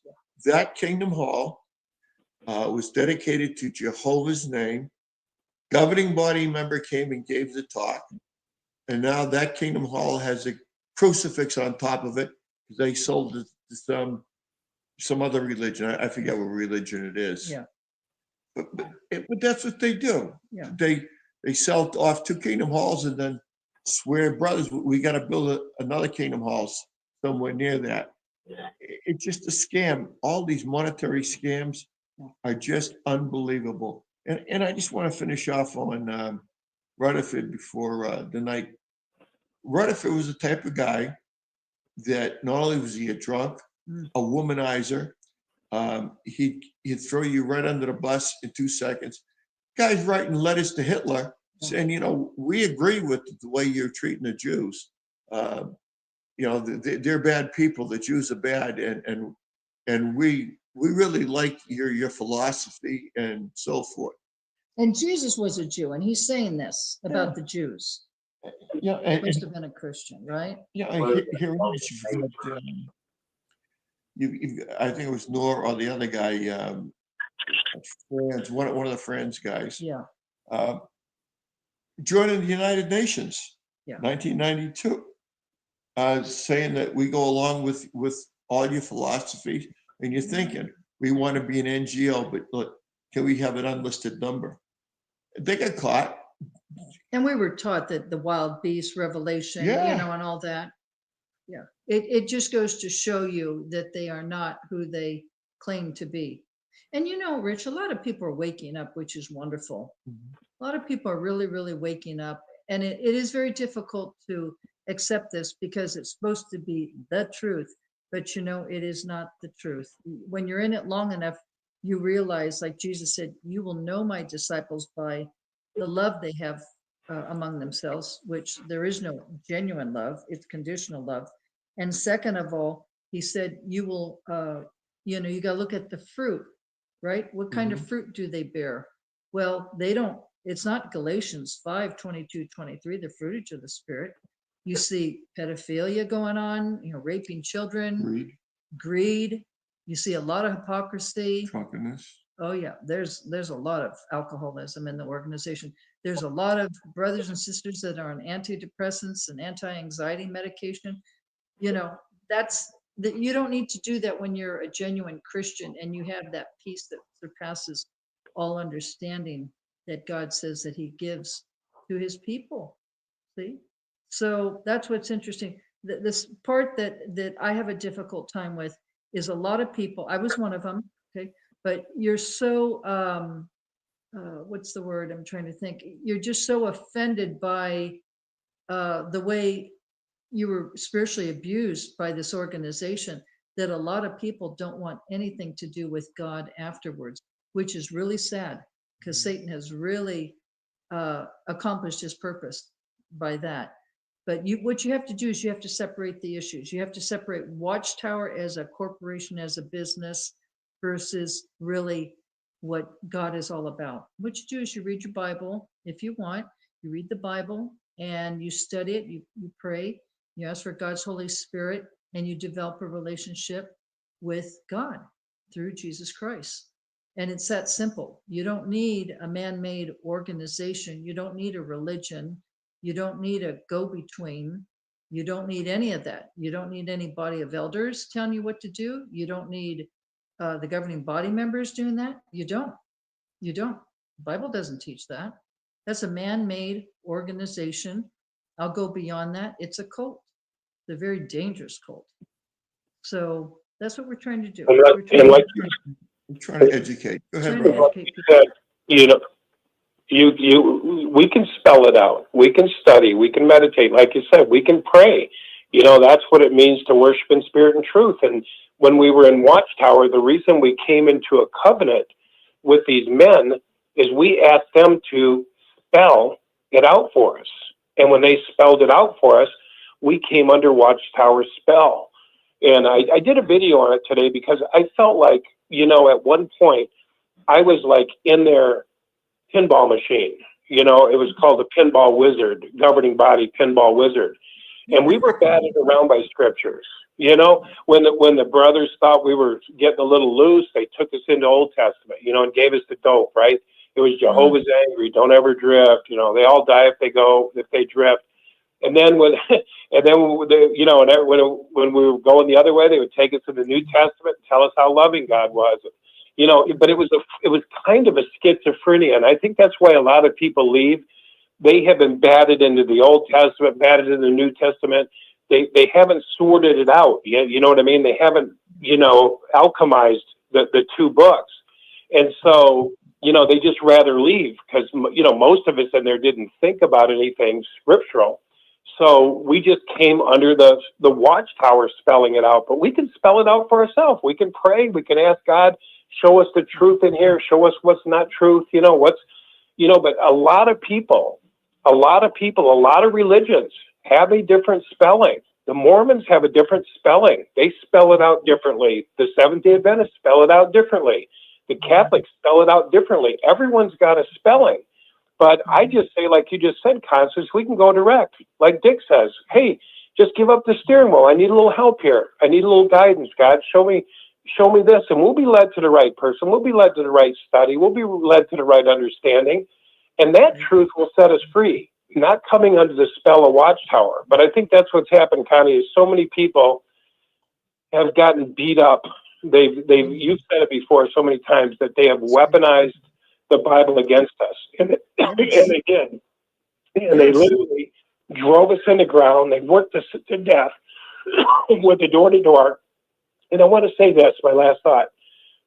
Watchtower can't get as big as it is, multi-billion-dollar corporation, without being in the deep state. Just look at anybody who's made that kind of money. And the people who are making it have to say, where's this shit coming from? Where's all this money? Well, we're selling off Kingdom Halls. Holy shit. And it's like kids in a candy store. Yeah. Taking these halls are like stealing from kids in a candy store. Men that haven't thought about it, they built it, they dedicated it to Jehovah. And like Dick says, it's a metaphysical bookstore. It's a church now. It's they don't care. We couldn't go to church one time for a wedding, and they shake the pastor's hand. And I've talked to a guy down in Sedona, and he said all the witnesses were the nicest people when they bought their hall for $600,000. They bought the hall down in Sedona, and it was just amazing that they would say, "Here you go, further your work." And that church had more crystals and icons and stuff. Yeah, that you couldn't imagine. But anyway. It was purple then, right? When you went there to Sedona, Arizona, it was a purple. Yeah, yeah, I remember that. Yeah. That was very interesting. Yeah. And I showed the book room where we gave the talks and all the big statues on the thing. But think about it. Watchtower furthered the work of Babylon the Great with the hands. That hall was custom built too. And I know the brothers who built it. And so many halls have done that. And Watchtower just willingly says, well, here you go, Babylon the Great. Hope it serves you well. It was been built really well by our brothers, and good luck to you, or good wishes to you, or whatever. But just think about that. Furthering Satan. We don't look at it like that. It's like giving the hall to a den of pedophiles. We've said that's the world empire, false religion, Babylon the Great. It's a hoarding place for demons and lurking place for every unclean thing. And we said, here, go ahead and do your work. Right. Isn't it crazy when you think about it? Well, it is, Dan, and many of those kingdom halls, if not all of them, after they were built, they were dedicated to Jehovah with a prayer. Mm-hmm. Rich has even mentioned that kingdom halls that he did. There was a kingdom hall that's in California. Actually, it was a huge parcel of land. I've brought this up before, but maybe for new listeners, they haven't heard this story. But anyway, it was down in the South Bay, which was San Jose area. Los Gatos, Saratoga area, to be more specific. But anyway, and it was a huge parcel of land, and it had 3 kingdom halls on it. Okay, now if you know anything about the San Francisco Bay Area, the real estate is very wealthy because of location, right? Anything, doesn't matter. Location is the key to real estate, even today. Well, this kingdom hall, these 3 kingdom halls were on this big parcel of land, and our friend Johnny Marciano had gone to that kingdom hall. I can't remember the name of the street it was on. But anyway, long story short, Watchtower ended up selling that parcel of land, and they made millions on it. It was definitely over $1 million, maybe $1.5 million, and they sold it to Muslims. Wow. Mm-hmm. And it's all because of the money that they can rake in. Mm-hmm. Yeah. So, Watchtower is truly a business. And, you think about the brothers gave up all their time away from their families, on the weekend, say they worked all week like Rich, and then you're spending your weekend with the Kingdom Hall build. Is that what you call them? Kingdom Hall Yeah, build? quick bills. Quick bills, quick bills. Yeah, so that's that weekend's shot, you're building the Kingdom Hall, you're away from your family and so forth. Or maybe you just might want to relax and chill out after working all week. And then look what happens. Watchtower ends up selling many of these Kingdom Halls for profit. And yet, like you said, Dan, excellent point. God forbid you wanted to go to a family member's wedding that they were not witnesses. Oh, no, you can't go into a Catholic church, or you can't go into Christendom or anything with Babylon the Great, right? But then because How about a funeral? Just to take a look at your dad or something in a Catholic. Right. Right. And then You know what it is. Yeah, you can't do a funeral either. I remember there was one. I don't know if you guys are familiar with this really famous music group called the Staple Singers. Yeah. Oh, yeah. Yeah. Well, one of them was a Jehovah's Witness. He went to the same, not the same physical. He went to the same physical building, but not the same congregation. But he was one of the Staple family members, and one of them passed. And I just happened to be driving down the street this one day trying to figure out why the traffic was so heavy. And I realized it was a funeral, and it must have been somebody famous because there were news cameras out, and there looked like there was a couple hundred people. And I looked at the church there. There's his brother, one of the brothers, he's there. And he's just kind of standing there. His nickname is Cowboy. He always wore Western gear, so he was there. Cowboy.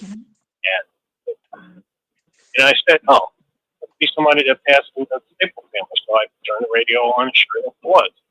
So I went to where I came to go, and on the way back, same exact thing. Traffic everywhere.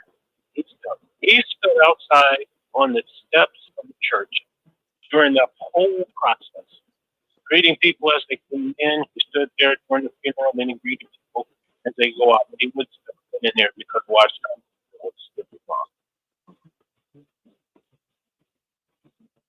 Well, I can understand that, and I can relate to that a bit. When my mother was dying, it took her about a year to die, but she made all her own funeral arrangements. Because me and my sister were Jehovah's Witnesses. She had a chapel that she had rented. There was a non-denominational chapel, didn't have crucifixes in it or anything else. And that's where she had, I gave that funeral talk. And subsequent to that, when my dad died, he had, my sister gave a talk at a funeral home, but it wasn't in church. And both my parents were devout Catholics, and they couldn't get married. They couldn't be have their funeral at a Catholic church the way they wanted because of my sister and myself were Jehovah's Witnesses at the time. Yeah. Yep. There was something I did want to say about. We got a few more minutes left. About Rutherford. Rutherford was writing letters to Hitler, and I alluded to that a little bit earlier. The Watchtower is always telling you to do something, and they're doing the opposite. When you watch these politicians today on TV, they're doing the same. They're doing the same thing. Yeah, I mean, I saw Biden. I don't mean to go too political, but Biden's on this. I will never lie to you people. And that's exactly what he did. He pardoned his son, and everybody knows it. It's that same correlation. Yeah. Well, there's a correlation between all these children that are missing, the deep state. That's why I'm thrilled that Donald Trump will be our president on the 20th next month. I'm certainly thrilled about that. Maybe we can clean some of this stuff up. But the Watchtower has no intention of changing their format. They're going to lie. They're going to cover up. They're going to let you believe that they're broke. Brothers, we need money. Can you put a little bit more in the collection box? It's for the worldwide witnessing work. No, it's for these governing body members that want to drive Bentleys around.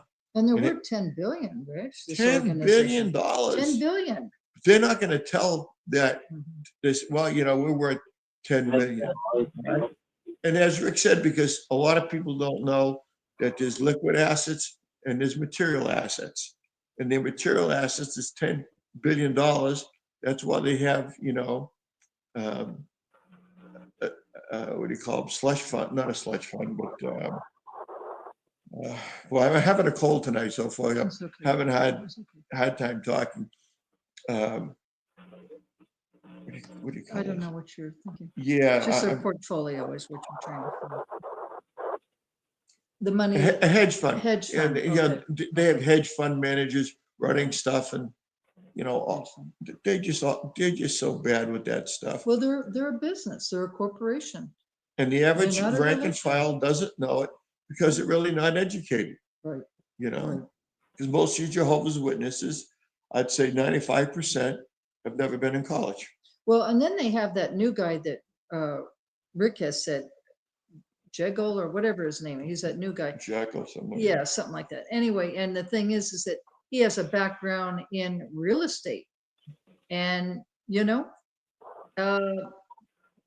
it's just amazing. They're using somebody who has a really extensive background in real estate and who's done very, very well, because they're trying to, you know, continue to build their empire, to grow and grow and grow.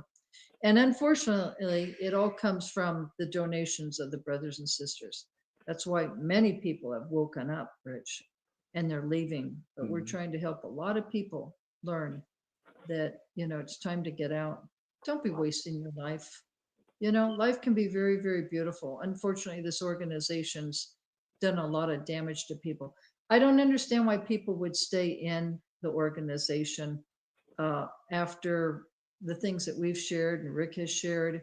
You know, I guess, you know, people just really don't want to think for themselves. It's so much easier for an organization to do all your thinking, you know, which is pretty lazy. Really, Yeah. really is. That's pretty lazy. And you really don't have a life. You certainly don't have a life that's full of fulfillment and joy and real genuine love with friends. You don't have that. And you remember what Jesus said? Jesus said his yoke was light. Any of those who are heavy and burdened down, you know, come to me because my load is light.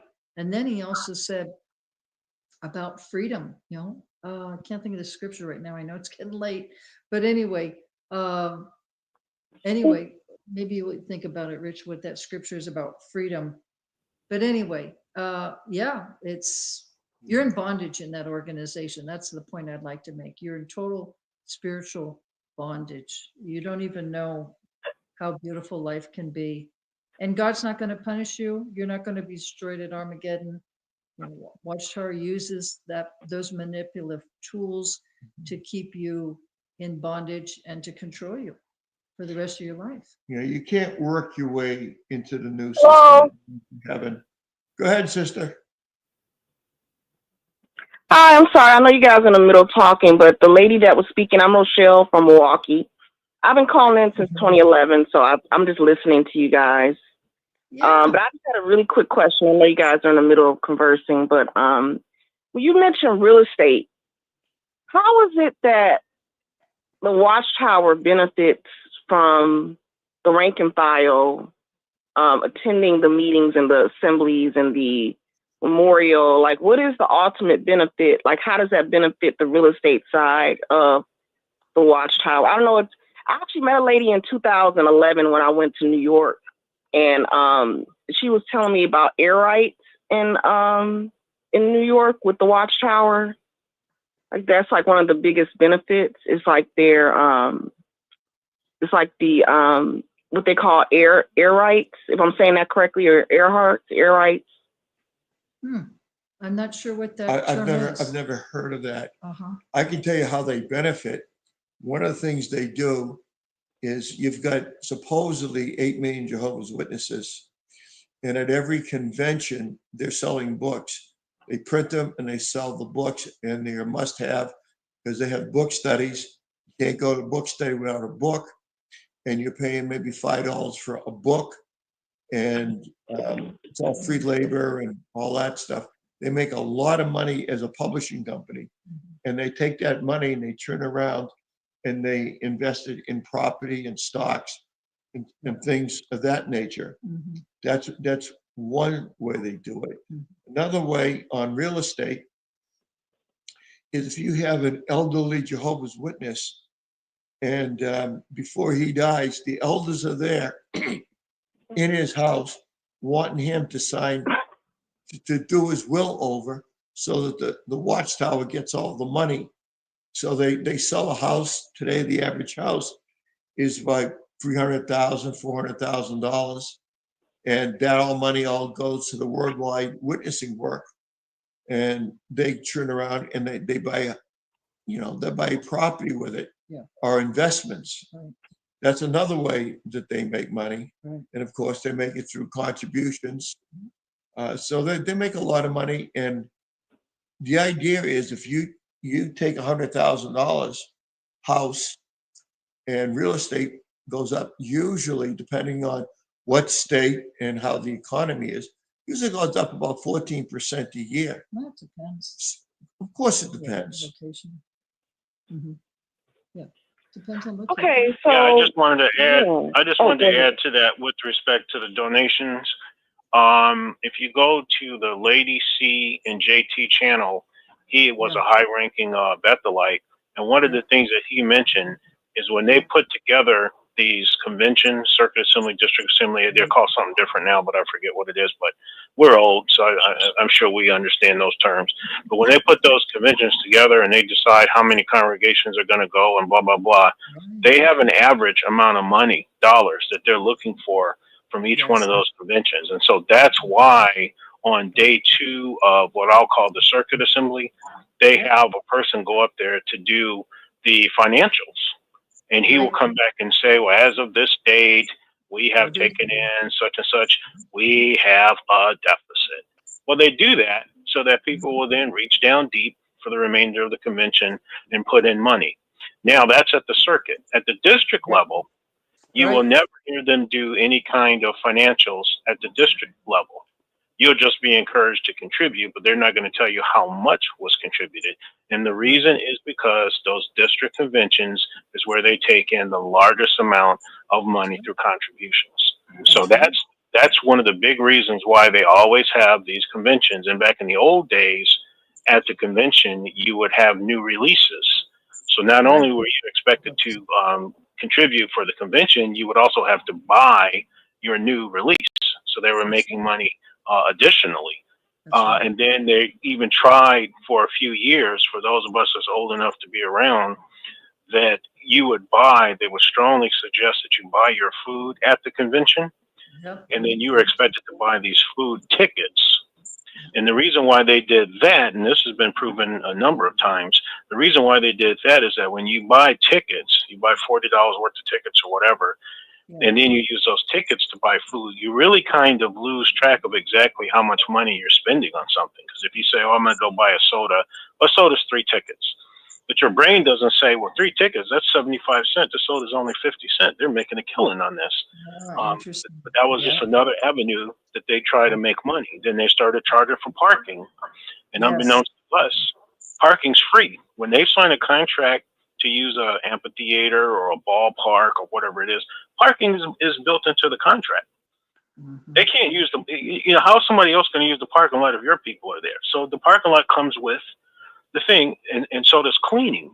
But then Watchtower would then turn around and charge you to park. So they were making money hand over foot. They would do the same thing with hotels. If you were going to stay at a convention that's out of state, they'd give you a list of hotels to use. They had already made arrangements with those hotels, so they were making money off of Jehovah's Witnesses staying in the hotels that were on their preferred list. So they are very scandalous in the way they go about making money. Can I suggest something too, Connie? Yeah, go ahead. Yeah, this is Angela, and as you guys know, I'm not an ex-Jehovah's Witness, I'm ex-Worldwide Church of God, but, when I think about what they've got to do to keep the organization going and firm and solid, they've got to every year do this memorial so that everyone comes and sees that everything's still in order, that the governing body is still the ones that are the chosen ones, if you will, and that everybody, it solidifies their authority, put it that way. And to me, that keeps the money coming in because people keep pedestalizing the governing body and the leadership, and keeps everything going so that, I don't know, they keep believing. And so that keeps the money coming in and keeps the believers in. So that's why I think that, no, they may not be making a ton of money at the memorial, but they are in the long run because people keep on hanging in there because of this little show that they do every year. So that's my thought. Mm-hmm. Yeah, Well, my cousin was Worldwide Church of God. My cousin was, and her mother and her daughters. Yeah. Wow. So it's really cool to hear from somebody who's ex Worldwide Church of God. Yeah, Herbert likewise. Armstrong. Yep. Yeah, that's a cult too. Yeah, I know it. Or Herbert W. Armstrong being a pedophile, known pedophile. Anyway. Wow. Unreal. Yeah. and the worldwide, I never knew that. as far as the memorial was concerned, that's to bring in new Bible studies and people who are interested in Watchtower. It's another way of trying to recruit new members.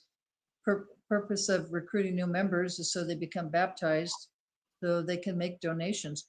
When you look back in the day, like in the 60s, 70s, 80s, that's when you did have the publications. Many people looked forward to the conventions. I'm talking about the district conventions, international conventions. We looked forward to those because there was always going to be a new release, a new book. Now everything has changed today. Everything's done, digitally, so they don't have new book releases. But the point I was trying to make is, as far as the assemblies are concerned, when you look back at it, I was from the San Francisco Bay Area. Holy mackerel. The conventions were like, the district, they were like 25, 28,000 people.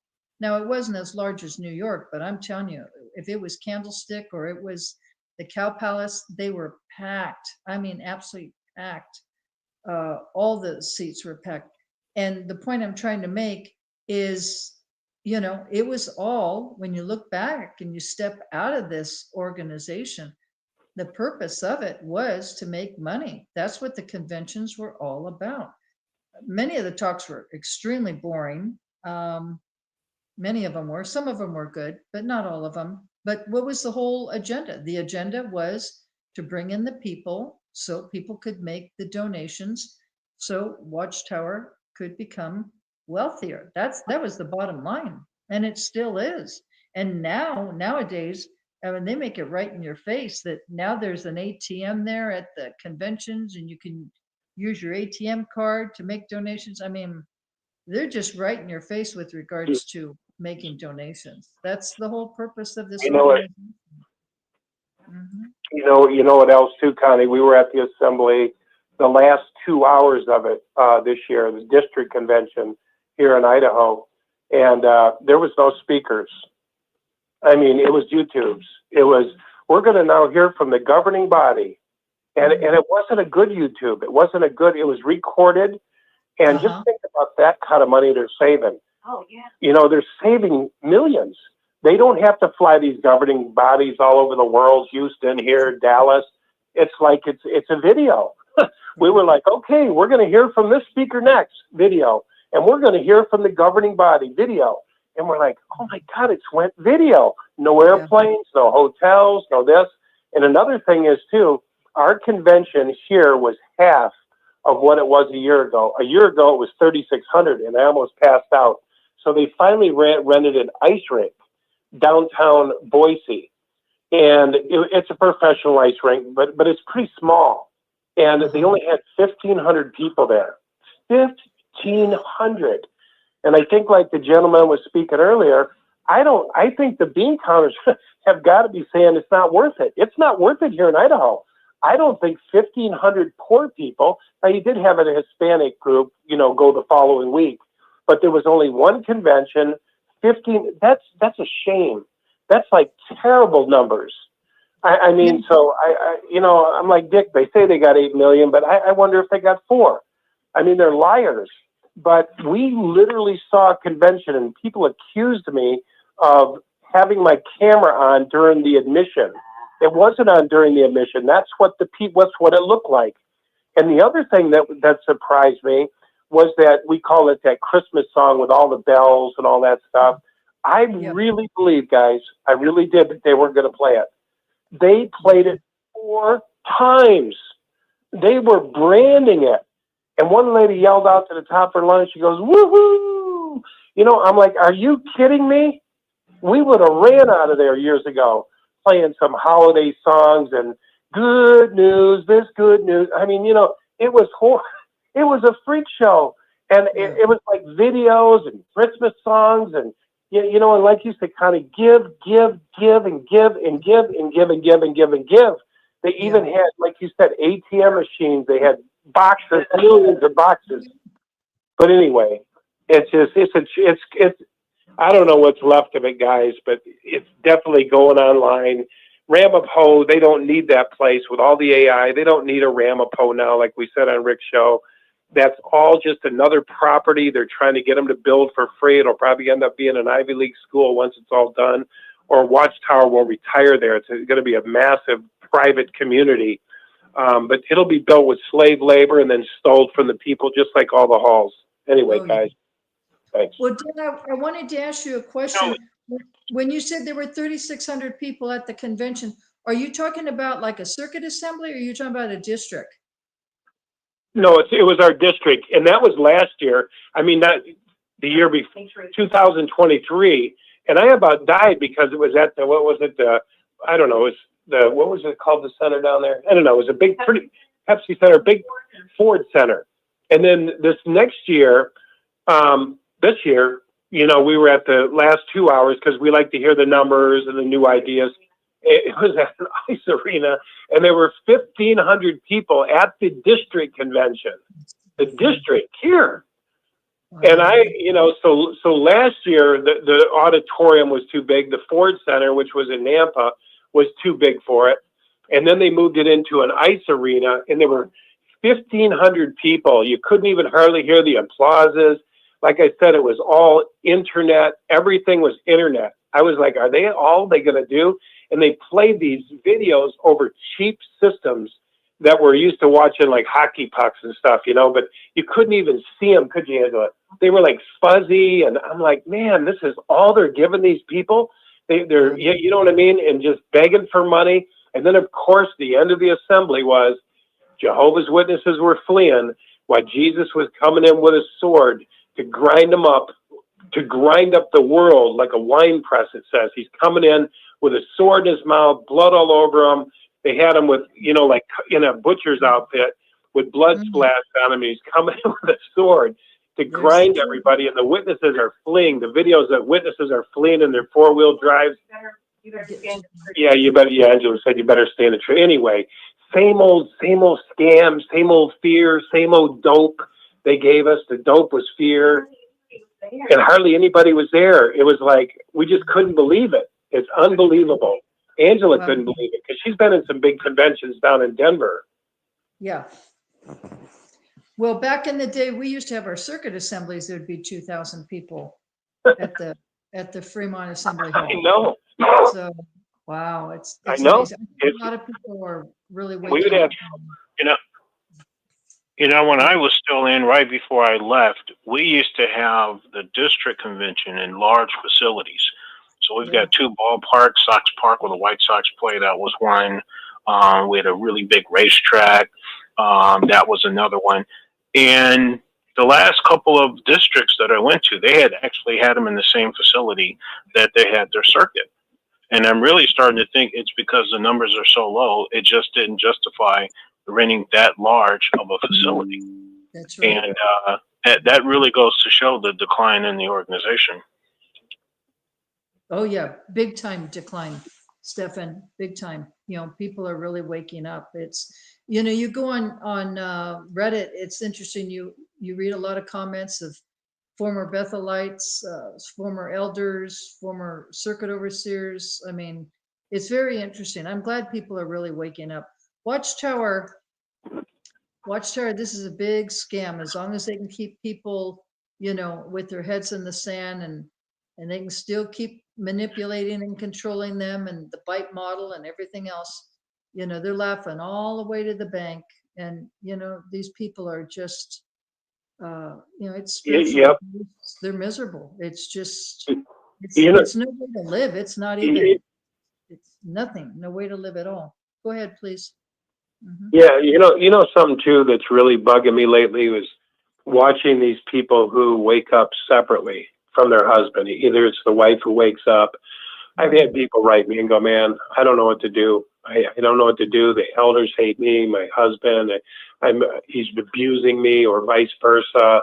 The guy's out and he's like, I don't know how to tell my wife. What's sad is that if you do decide to leave, you're going to probably 90% chance of being divorced. And that really hurts me. I know a guy, I won't mention his name, but he went to the other side of the world to be with a gal. And he woke up, and his wife hasn't woke up, and they're not separated, yet, but he's kind of backed off talking to anybody and stuff. But it's just sad. Could you imagine being awake in there, seeing your wife or seeing your husband totally indoctrinated, and you can't leave because you're going to be destroyed? You're going to be abandoned. Now, this guy could never get back here. He could never get back to America. He said it's very poor there. It would be impossible without the help of some grace of somebody to get him back here. But he's just sitting there, and he's got a beautiful wife. But the sad thing is, like you guys have said, the allegiance is to governing body. When you get married, you're not married to each other. Governing body comes first. That's something we didn't know. That was hindsight. But man, guys, there's a whole lot of people right now, all these PMOs, women, men, they're waking up, popping their awake, and to know that they got to stay in there or be divorced. I mean, what a sad plight. Watchtower has done that.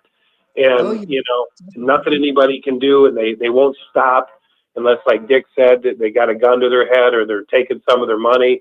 Then they say, well, we're going to lighten up on divorce. We're going to say, let's just say hi to a disfellowship person that comes in, all because of money. None of this has to do with love.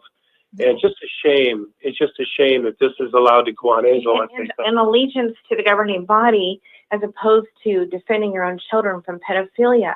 That just blows my mind. Like, what kind of thinking is this, that we don't even obey God's laws? We obey the governing body who says, you better not, you better tell a lie on that stand, or you're going to be, you'll be in deep duty. You'll be kicked out of the organization. That's insanity. To not obey God, to obey the governing body, and not even care for your own children or your own wife or your own whoever is in great need. We don't care. We just got to obey the governing body, be loyal and allegiant, have great allegiance to them. Whoa. Well, I'll tell you, Angela, the governing body, they might be thinking they're getting away with this, but down the road, they definitely will be held accountable. They'll be held accountable before the authorities, and they'll certainly be held accountable before God. Yeah. Yeah, don't be surprised. That's right. Surprised at all.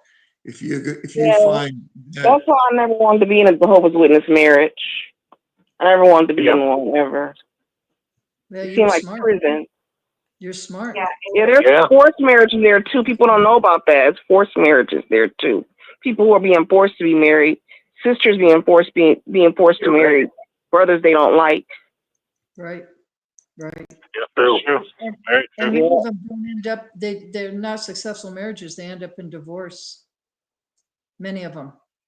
And then even if they don't get married, how many women basically go their whole life in that organization without ever being married because they couldn't find anybody to marry in the organization, and the organization tells them you can't marry anybody outside of the organization. You have some people that have basically gone their whole life and never even really been in a relationship.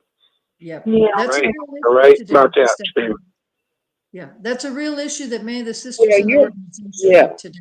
There's not enough brothers, and they're tired of being alone, and they really want to find somebody, and there aren't enough brothers. And if there are some brothers, they're either married or they're just not interested in them. I mean, what kind of arrangement is that, right? You're going to marry, you're going to settle. I've always said, don't ever settle. Marriage is a huge decision. And when you're married for life. Yep. Do not ever settle when it comes to marriage. Do not.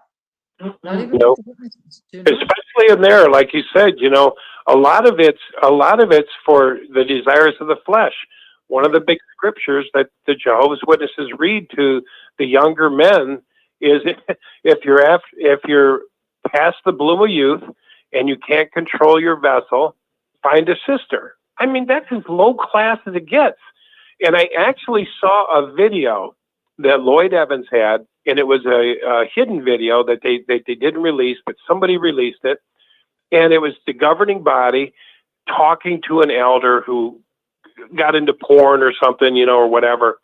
And they were counseling him. And one of his first comments was this, and tell me if this is crazy, guys.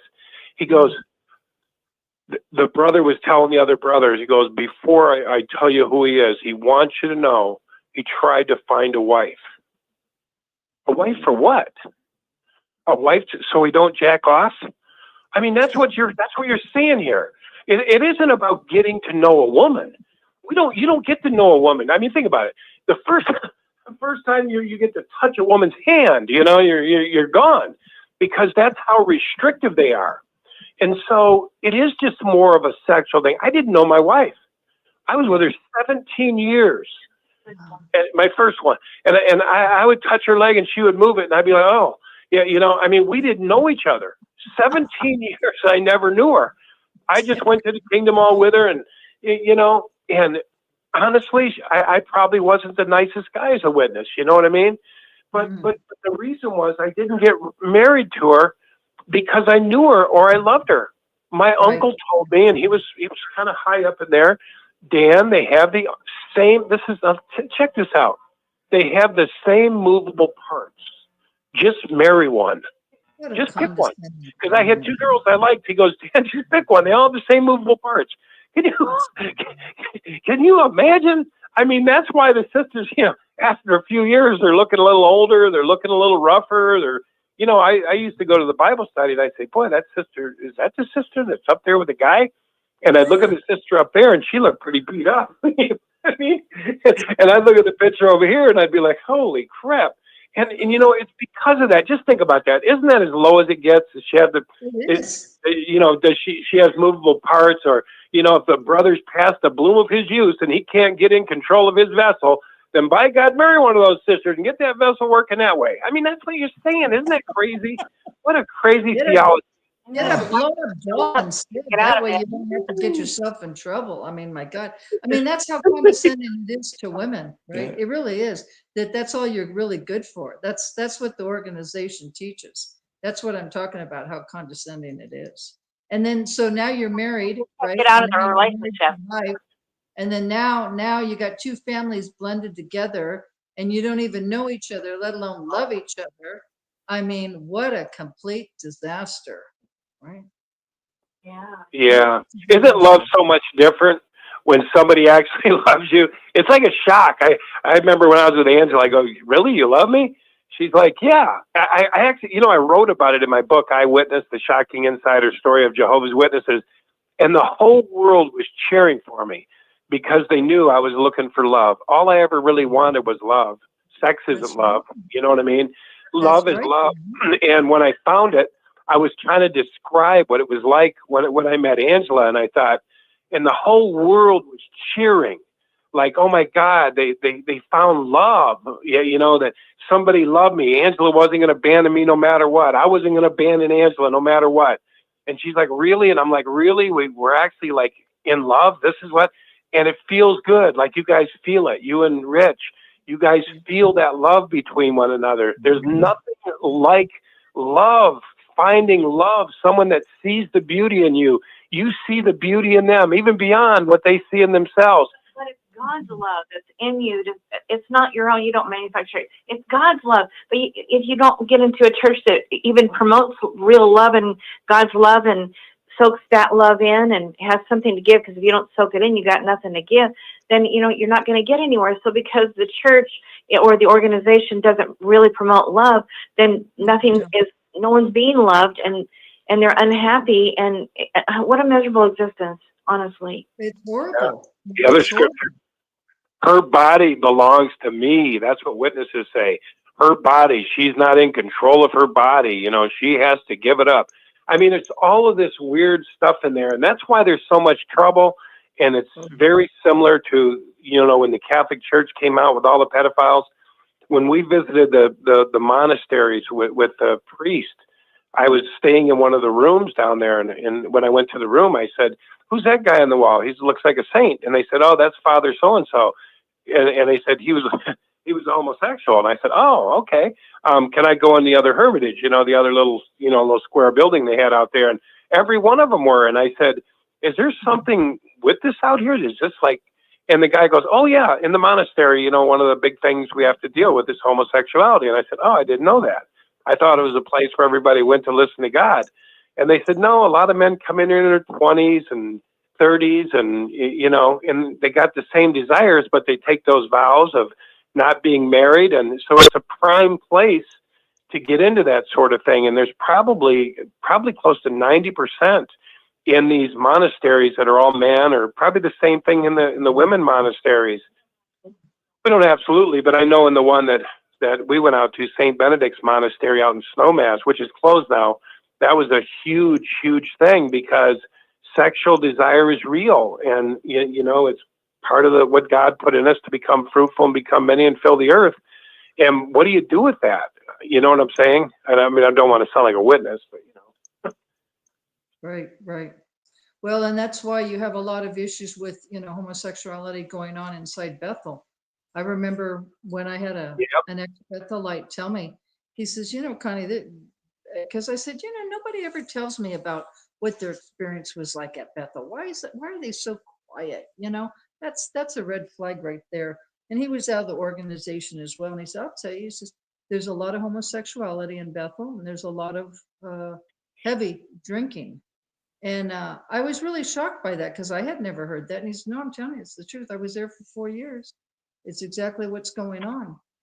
So that was interesting, you know? Yeah. And they are told. Yeah, it makes you wonder all those.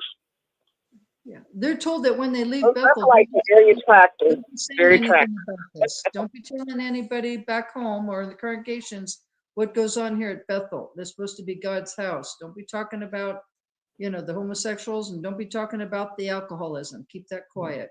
Yeah, at the farm, they had a whole barracks full of homosexual men. And that, I think Johnny the Bethelite told us about that. That really, you know, what's happening.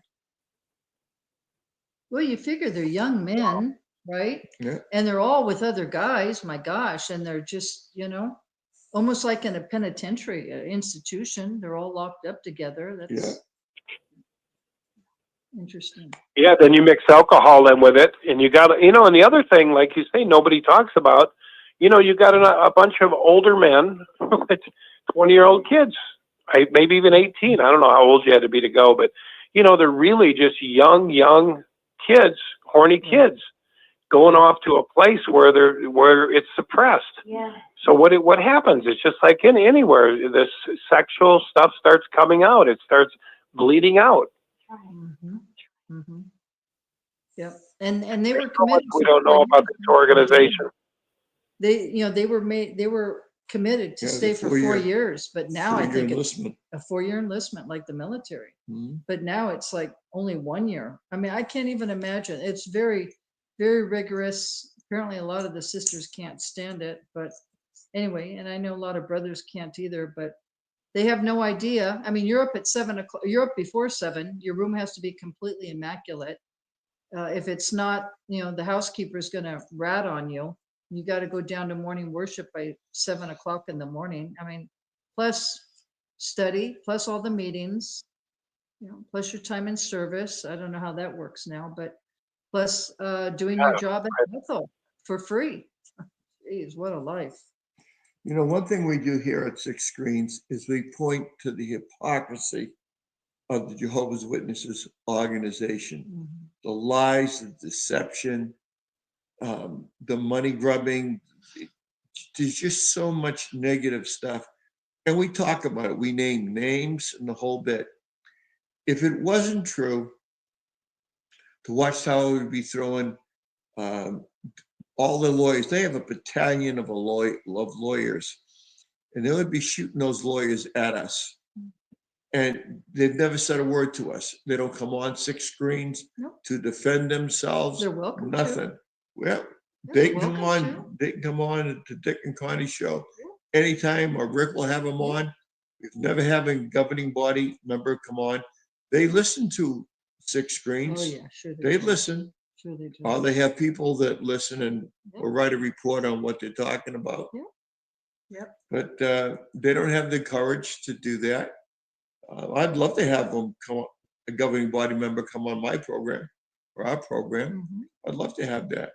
I've been saying that for years. Yeah. They're not coming But because what they're we lying are, cowards. That's why.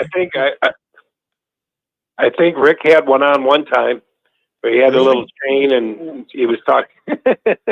It was me in a costume. Oh, I remember. Yeah, you had the mask on that time. I'll have to do another appearance. I think I'm gonna have to do another appearance. You can be Toni Morrison or Toni Morrison's brother.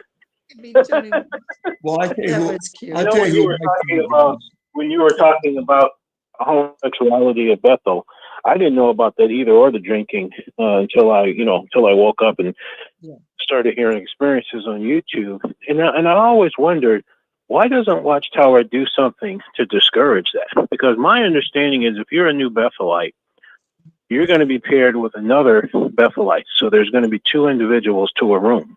So if you're wrestling with same-sex attraction, I shouldn't say wrestling, but if you have same-sex attraction, and now you got this male person that you're, living with effectively, what does that do to you? And then this one former Bethelite, and in fact, he was a helper to one of the governing bodies. He would assist him and help him and read his mail for him and all the rest of it. He had a number of YouTube videos out there. And he was talking about how they have communal showers. In other words, each Bethel room doesn't have its own shower. And he said, and here I am trying not to get involved with this activity. And I get ready to take a shower, and there's 20, half nude dudes just in their towels, lined up in the hallway trying to get in to take a shower.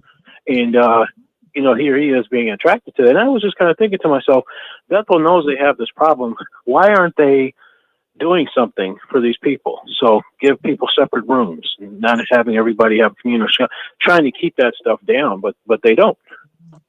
And even Marcus Vaughn, one of his videos, he was talking about how he was in those tunnels that you mentioned earlier.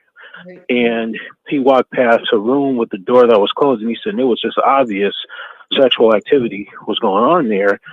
And he said, and when he was thinking about it, all of a sudden the door opened and 2 guys come out, and they're adjusting their clothing and all the rest of that.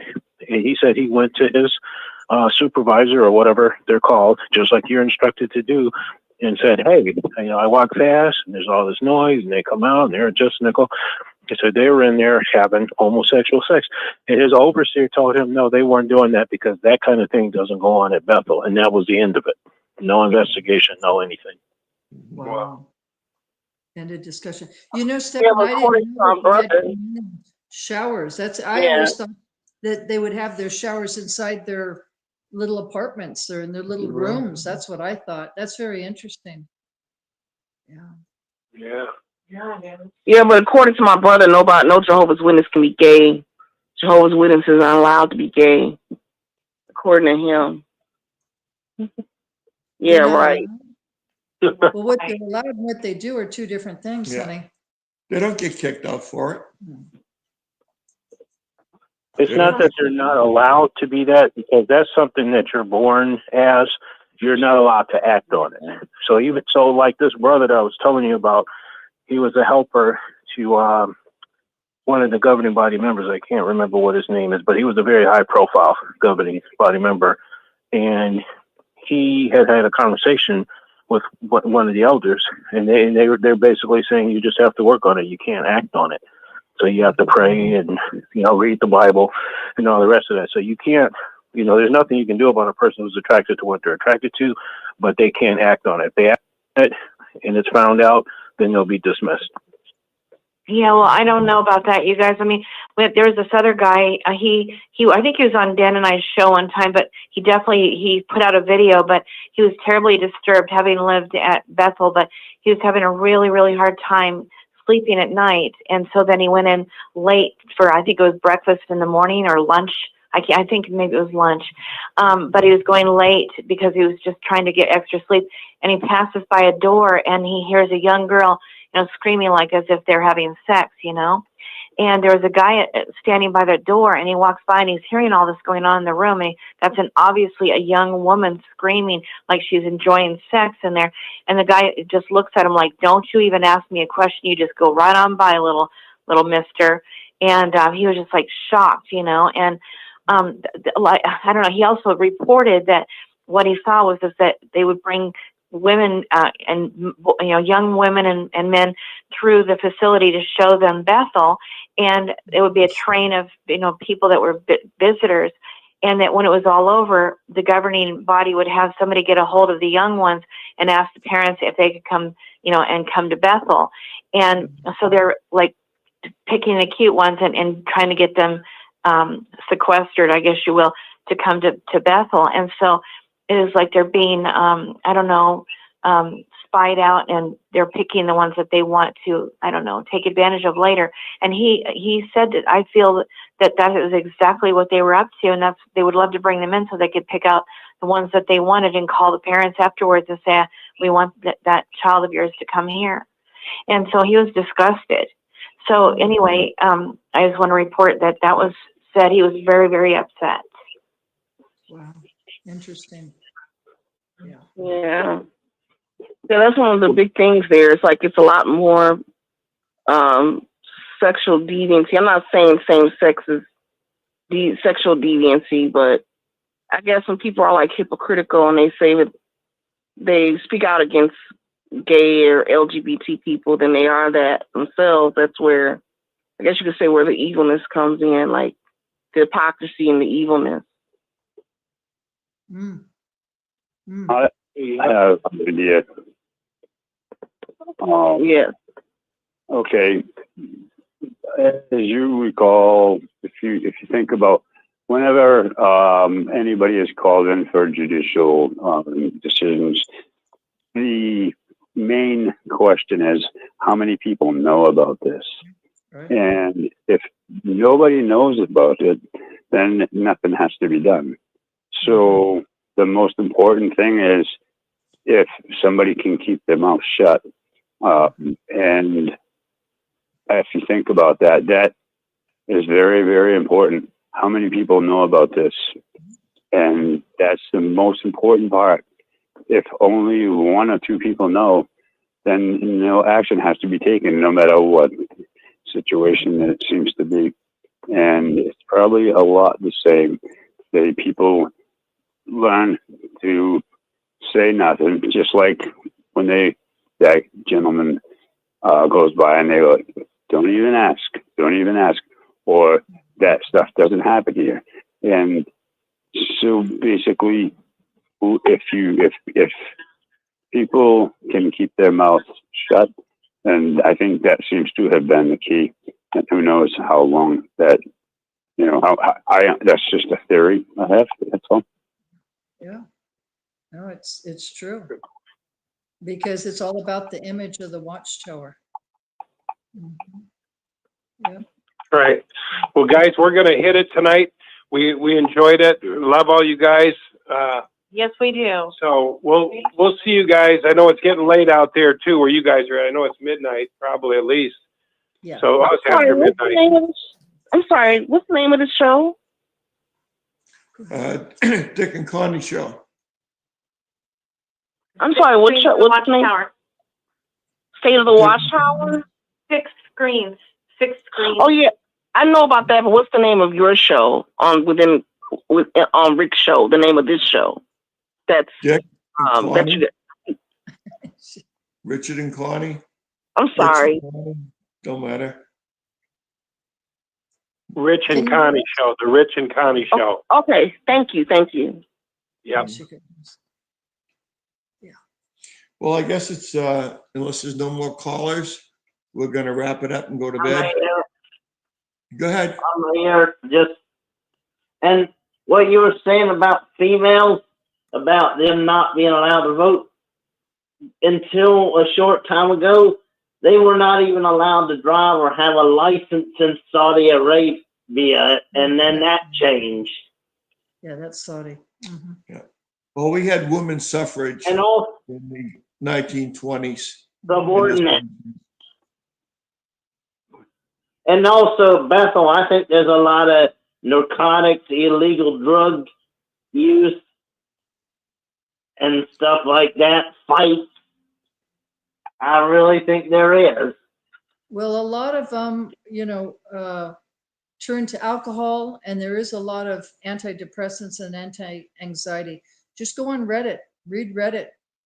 You'll get an earful of what's going on in Bethel, because there's people that are there and they're just not saying who they are. They can go by a different name, and they're explaining what it's like, or they were a Bethelite and they've left, and it's very difficult, the conditions that they live under. They didn't, they're young. Most of them were very young when they went in. They're naive. They don't know really what to expect. They thought it was an absolute honor, but they find out it's a very different world. It really is. I mean, when you have to start drinking and or taking pills just to be able to cope, whether it's because of depression and or anxiety, something's really, really wrong with that. I don't care if it's at Bethel or if it's going to the Kingdom Hall or to the conventions or whatever. That is a red flag to you that something is seriously, seriously wrong. Yeah, and to Connie's point, with Rutherford, when you became a new Bethelite, you went to see him and he was pouring you liquor. Oh, remember that? Yeah. Absolutely one of Yeah. the ways to go. Yeah. And they said that when Yeah. Rutherford went and took podium, was given a talk, Oh, yeah. most of the time he was stink-faced drunk. Yeah. They were trying to help him to get to the podium so Yeah. he could give his talk. I mean, he was a raging alcoholic. And what's interesting about alcoholism, it's a depressant. It doesn't pick you up. Absolutely, yeah, It might cut the edge for a while, but it's like a snake, like the Bible says. It bites you in the butt, and it's really, it can take you down, and it will. I've seen it in my own family. But the point is that it's a depressant, and you start off maybe with a monkey on your back, and then as time goes on, it's a gorilla on your back. And cirrhosis of the liver is nothing to mess around with. It's liver failure, and it will kill you. Our liver detoxifies our body. It's gonna come back from that, right? What's that? Once you have cirrhosis of the liver, there's no coming back from that, right? There's no coming back, honey. It's milk thistle is something that's wonderful to definitely help the liver. That's a natural agent. But what happens is that the liver gets so tired of trying to detox the alcohol that your liver becomes very, very hard. Because it's very, like we were learning something, you could cut it and it will grow back. It's really irresistible. Is that the word? I'm sorry. It's after midnight, so my brain starts to get tired at this time. But anyway, but when you get cirrhosis, it's from so much alcohol that it becomes very heavy. It just becomes, It's not pliable. how would you, it's not pliable. That's the word I'm trying to say. And it's not detoxifying, what's going through your body, the alcohol, and people die from it. It's called liver failure. It's cirrhosis of the liver. Yeah. And both, Russell, I'd like to say this because I'm Irish. Both Russell and Rutherford were Irish. Alcoholism's huge among a lot of the Irish people. I went to Ireland way back in 1989. Went to England first. England, Ireland, Scotland. They're all part of the United Kingdom.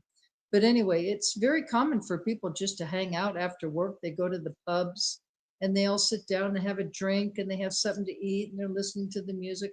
I mean, that's their culture, you know, it's just their culture. So it's not unusual for a lot of Irish people, you know, to have an issue with alcoholism. They grow up with it. They grow up, you know, as a teenager with it. So I was very aware of that when I was a young person. I said, no, I'm not going down that road. That's for darn sure. Mhm. But a lot of times people do it, you know, because culturally or whatever, but it will bite you in the butt and it will take you down and kill you if you don't get a hold of that stronghold. It's unfortunate. You know, I think that what you're going to see in the years ahead is that the Watchtower is involved deeply with pedophilia and, more importantly, trafficking of young children. Mm. I think you're going to see that. I think there's some, I don't know just what it is, but there's stuff going on in Philadelphia right now with the Jehovah's Witnesses. Yeah.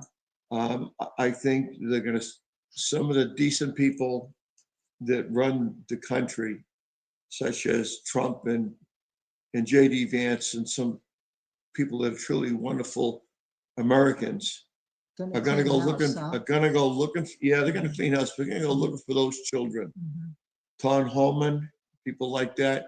They're going to go looking for those kids, and you're going to find a Watchtower. I'll bet you anything. I'll bet you find a Watchtower wrapped up in pedophilia and child abuse and trafficking of young children. Like a sting not a sting operation, but a sting where there's, what do they call that, Rich? Where there's just sting operation. Sting operation, you know, type of thing. What's interesting is we didn't bring this up tonight, but there's this was a JW. Anyway, his last name is Obiedo. Manuel Obiedo. He's in California. He's in Fresno County. Listen to this one. Oh my gosh, this guy has a rap sheet. You can go on Fresno County. He has a rap sheet that is unbelievable. He's a pedophile, started in 06. He has about 20 felonies, Rich. It's unbelievable. He's only 34. Whoa. Yep, he's only 34 years of age. Guess what his bail is? His bail. You'll never What believe is it? What is it? $780 million. not thousands, millions. $780 That's a lot. million. He's a serious criminal right there. He's a serious. Yeah, and when you see his picture, he's got a smirk on his face, like he, you know, like he's so happy he got away with stuff so much. Wonder how many children he's raped and abused. You know, he's only 34. Somebody from, likely he's from that witch tower right there. Yeah. Yeah. So anyway, that's interesting. Yeah. Well, folks, we have time for just one more comment. We've been on here 2.5 hours. If anyone wants to comment on anything that we talked about tonight, please feel free. Now's your chance. Anybody else want to make a comment? And about Rutherford, he took away so much enjoyment. He made it so puritanical. Yeah, he was not well liked, I'll tell you that. He had a When you very, look back at the very history. good life. He drove Cadillacs, had chauffeurs, lived in, not only did he have that 10-room mansion out in San Diego, he had another house up in upstate New York that was all his. And everybody else was on a vow of poverty, but he lived like he lived like a billionaire. Like a king. You're like a king. Like a king. But when you look at the history of Watchtower, you know, the men that were around him, the board of directors, he was not well liked. They did not want him to become the president. They wanted somebody else. And anyway, the gal Rose, I don't remember her YouTube channel. Her name is Rose. If you get a chance to watch her YouTube channel, she goes into a lot of detail. And because he was an attorney, and he knew the law, he superseded everyone. Okay, my cell phone is about ready to die. And- I wonder why Rutherford, why didn't he get assassinated? He should have got assassinated. He deserved it. And if I was around at that time, I would have done it. If I would have been tempted to. Well, we don't recommend any kind of violence, honey, Yeah, or any we don't. assassination. We Well, don't recommend what we're that. trying to do is cast that bright light into the darkness and give everybody a chance And to. what you're doing is great. And we love you so much for it. Well, thank you very much. Thank you, Dallas. We really appreciate it. Yeah. And like I was saying, we got to put that bright light on the Watchtower. If you're hearing this program and it makes sense to you, tell somebody about it. You can also tell them about six screens, of course, and about the YouTube channels. Write them a postcard, make it anonymous. It doesn't matter, but tell somebody. There are a lot of people that are suffering because they got they get sucked into Jehovah's Witnesses, thinking it was the truth. It was nothing but a scam and lies. It's terrible. So tell somebody. Tell somebody, give them the phone number of Six Screens. Tell them to listen, or go on to YouTube. There's a whole Oh boy, there's a lot just out there. type in Jehovah's Witnesses. Yeah. YouTube, and there's hundreds Oh, of boy. people that have programs on, and the Watchtower is not taking them, not having them being taken down. I want to. We're speaking the truth. Yeah, That's I want why. to thank everybody for putting up with me. I've got this wicked cold. Been 4 weeks. Yeah, and I didn't want to not come on tonight, so I'm kind of struggling, but I love you all. Thank you. We do love you. Thank you Yep. so much for You tuning too. in. Love you. It's about 12:30 a.m. our time here, so we're on the East Coast. Yep. We're getting pretty So tired. we're but thank you, going everyone. to bed. Thank I'll you, probably stay. everybody. All right. And 12. good Okay. night and take care, y'all. Thank you. You Thank too. you. Bye Good bye night, now. everybody. Good night. Good night, Dick. Constance.